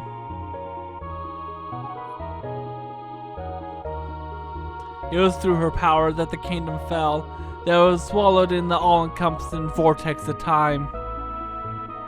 In her grief, she wished to disappear, her past and future. She wanted all to sink into the void, to be lost in the seething whirl of time. She despised what she has done and closed herself off from what she saw and heard and cursed her very existence. But the stone wished for her to live. The hands of her cloak were rewound, her memories unraveled. The stone gave her a chance to begin again. The stone had both the power and the will to bring all this about. Sinking through the sea of time, she drifted here, a mere babe, her memories blank slate.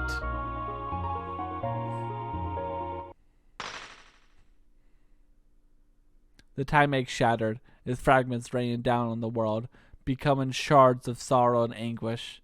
The world around us drifted to pieces, it swallowed us, engulfed us. We were consumed, locked into the void. And then, a girl's scream echoed in the darkness. That voice was a kid? It sounded just like... No, this is all wrong. The black vortex, it surrounds us. No, stop!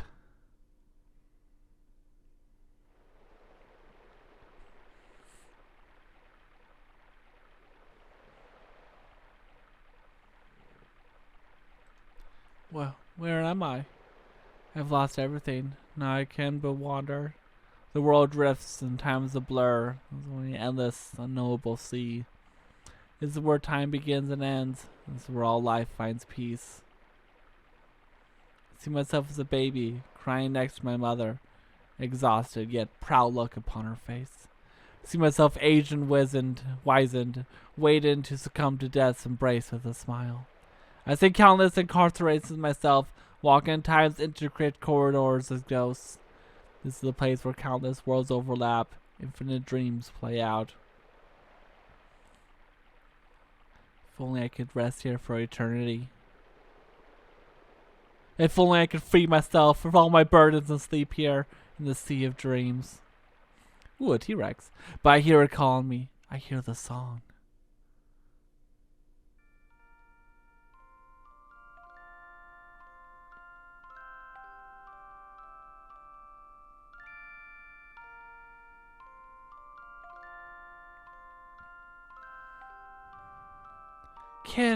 Kid, please.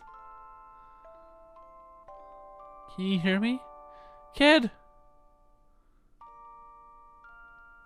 say something. Kid, you gotta stay with me. Who's that? Who's calling me? T-Rex.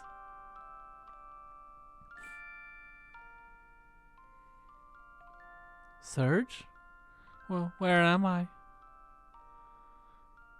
Kid, you're awake? I heard a song. It was beautiful. It was a song that Luga loved. Kid closed her eyes and her face glowed with a warm smile. I'll never forget that song. It makes me want to cry whenever I hear it. I'm just glad you're back. I feel like I was losing you. Like you were going somewhere far, far away. Before I knew it, I was humming the song for you. I don't know if I ever mentioned it, but I wrote it when I first started out as a musician. I knew you liked it, so Kid gave me a gentle nod. It was you. You're the one who called me back. That was your calling me name. Thanks, Surge. It's okay. It's okay now. I'm back. Suddenly she gasped with pain. Link's saber plunged deeper into her right shoulder. And towering over us was Link himself. I told you, kid. I told you I would kill you. She had no strength left to fight. Try to protect Kid. I threw myself from Kid's inert form. I had to protect her. Ha! You rushed nasally to your grave, boy. Link glared coldly at me with his remaining eye. Alas, your time has come. You raised the saber high, preparing to strike. Enough! Who could that be? Stunned, we looked toward the intruder. You!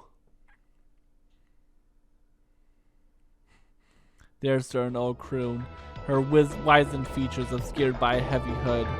How had she made all the way down here? Lady Vera? What have you done to bring poor Magister General running, I wonder? He growled. It's been far too long, Lord Lynx. I pity you seem to not have caught you at your best. The crone met Lynx's mad stare head on. Oh, it's the old lady! Okay. I would take the frozen flame. After all, seems you two have been quite unable to decide which one of you should have it. She raised a hand and an armed soldiers poured into the room. Madra lifted Kid to her feet. It seems like a good time to leave, Link snarled. You'll regret this, witch. He kicked off from the ground, and his body rose into the air. Then he turned his venomous glare on us. And you, kid, you will pay for this for your life soon enough. You will never be safe from me. With that, he disappeared like a puff of smoke. The crone lingered for a moment, her eyes resting on us. Kid, if you wish to try and steal the frozen flame again, you're welcome to try anytime you please. We'll be waiting. But you have to get out of here alive first. The soldiers drew the weapons and fell upon us. Darkness, hear my call! With Kid thumped against them, Madra spread his arms and drew a sigil in the air. Hurry, Surge, this way! I grabbed onto him and plunged into blackness. So we're just gonna leave the frozen flame there.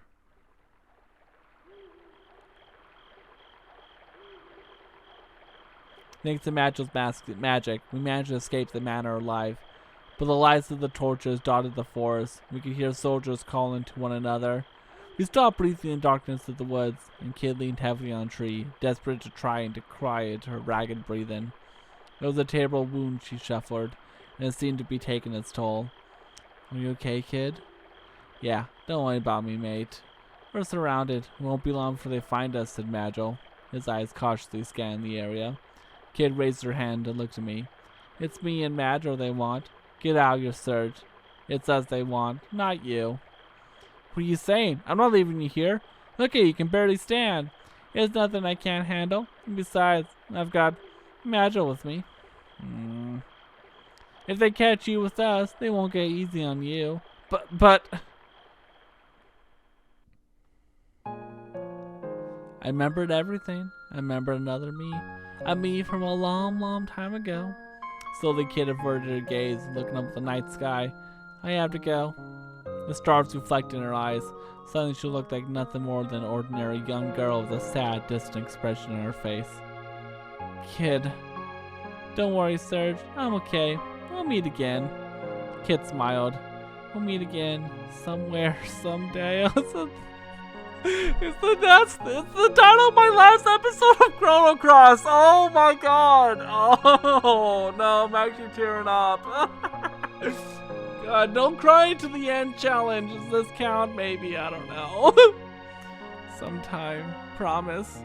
Her eyes closed gently. I didn't manage to nick the frozen flame in the end. I lost the time egg too. But the only thing I had left of Luca's. But it's okay. Everything's gonna be okay. There's something inside me that shines brighter than any stupid jewel. The most important thing in the world. She opened her eyes again and fixated them on me. Could have lost myself in their depths forever. No one can take it from me. Not for as long as I live. There is nothing else in the world I wanted but this. I doubt I'll ever want anything again. I only wanted this moment. All the clocks in the world could have stopped right then and there. For all I cared. That's exactly what I wished for as I gazed at her. Goodbye, Surge, and thanks. She looked down, then turned away and disappeared into the darkness of the night. Would I ever see her again? Kid! Don't follow me, Surge. Please, just don't. I strained to try and catch a glimpse of her as the last traces of her shadow vanished toward a place I might never reach again. No! Kid! I leapt my feet, meaning to chase after her, but a shadow soon blocked my path. Magil? Without saying a word, he slowly shook his head. Behind the mask, I saw a sadness in his eyes. Then the shadow withdrew and melted into the darkness. Magil! Kid! Wait, don't leave me! I screamed to the night, but there was no reply. The black silence followed my cries.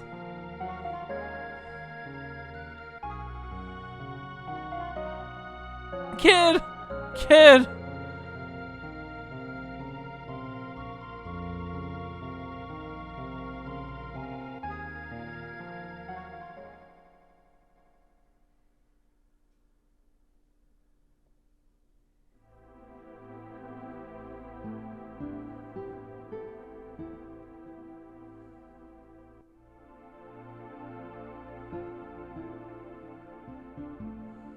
And so ends another tale.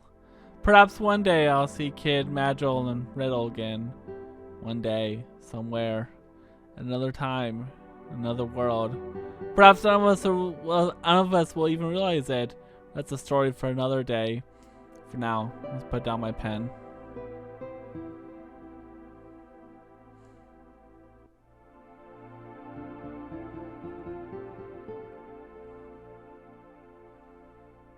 I closed my grandfather's diary.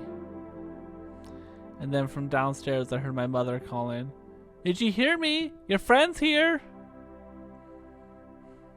Nimble footsteps charged up the stairs. The door flew open. In tumbled a young girl. Girl seemed somehow familiar. Hey sir, it's a beautiful day for adventuring. Found a run-down old manor off in the woods to the north. You want to go exploring? Come on, put the book down and let's get out there.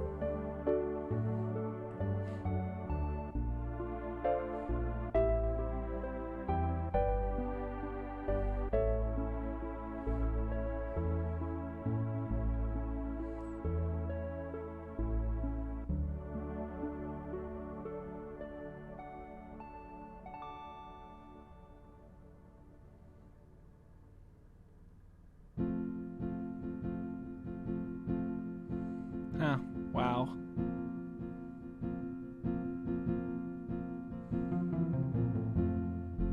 And the credits are in Japanese, which I can't read.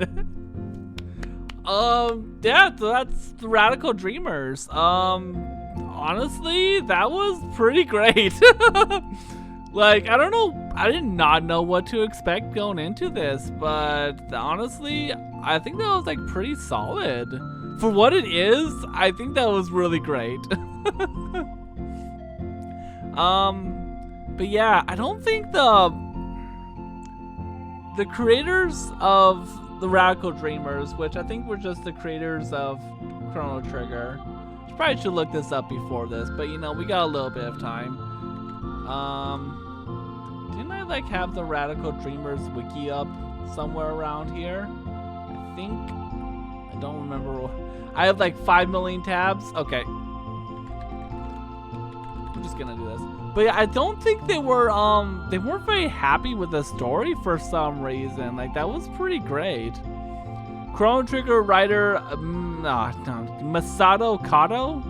Masato Kato? I don't know, something like that. Kato? Both directed and wrote the main scenario. Due to his attitude at the time, the plot and tone was considerably darker than Chrono Trigger. I'm literally just reading this off of Wikipedia.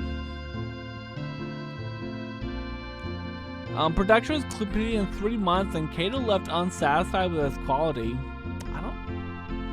I mean, I guess you all your own worst critic, but honestly, that wasn't. I think that was like really good though. Especially the ending. Oh my gosh, I actually did tear up a little bit. But yeah, I think as with most Telltale-view titles, Radical Dreamers did not receive a lasting commercial release at the time, and was exclusive to Japan. There was attempts to bundle the game with PlayStation port of Chrono Trigger, but stopped by Kato due to quality concerns.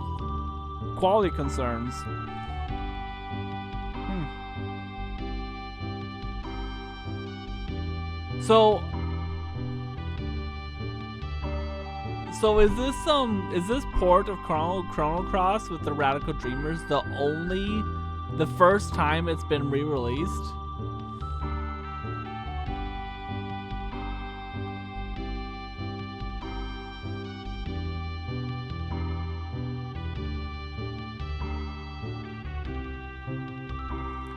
On February 9th, 2022, Square Enix announced that Radical Dreamers will receive a re-release as part as the Chrono Cross The Radical Dreamers Edition, as well as an official translate. Yeah, so that must have been the first release, huh? Yeah. Huh.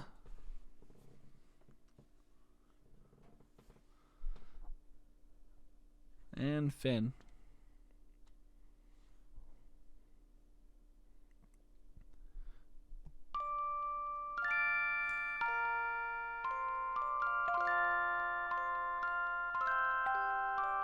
It's multiple endings?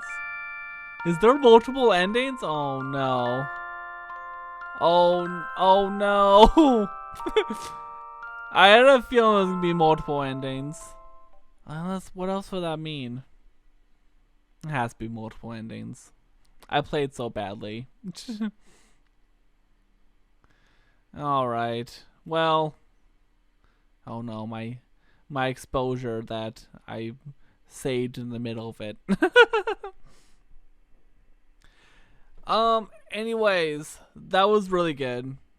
That was honestly, for what it is, fantastic. Oh, okay. Wait. Just 1 second. I need to read something. Okay, never mind. Okay. So yeah, yeah, I do appreciate this Satellaview, like, kind of sort of sequel to Chrono Trigger, but was kind of like mostly scrapping continuity for Chrono Cross. It's really cool. It's really cool. I'm glad I played this. It's definitely a very unique, like, history of video games. This specific game, and also like the Satellaview console, which is like just, I don't know. I love that. I love the console. I want to get one of my own someday, even though it doesn't work anymore. I don't care. I want one. Just so I can be like, yo, look at my Satellaview console add-on thing. And people are like, what the fuck are you talking about? I'm like, Satellaview! Anyways. Thank you all for watching. And I'll see you next time. Bye-bye.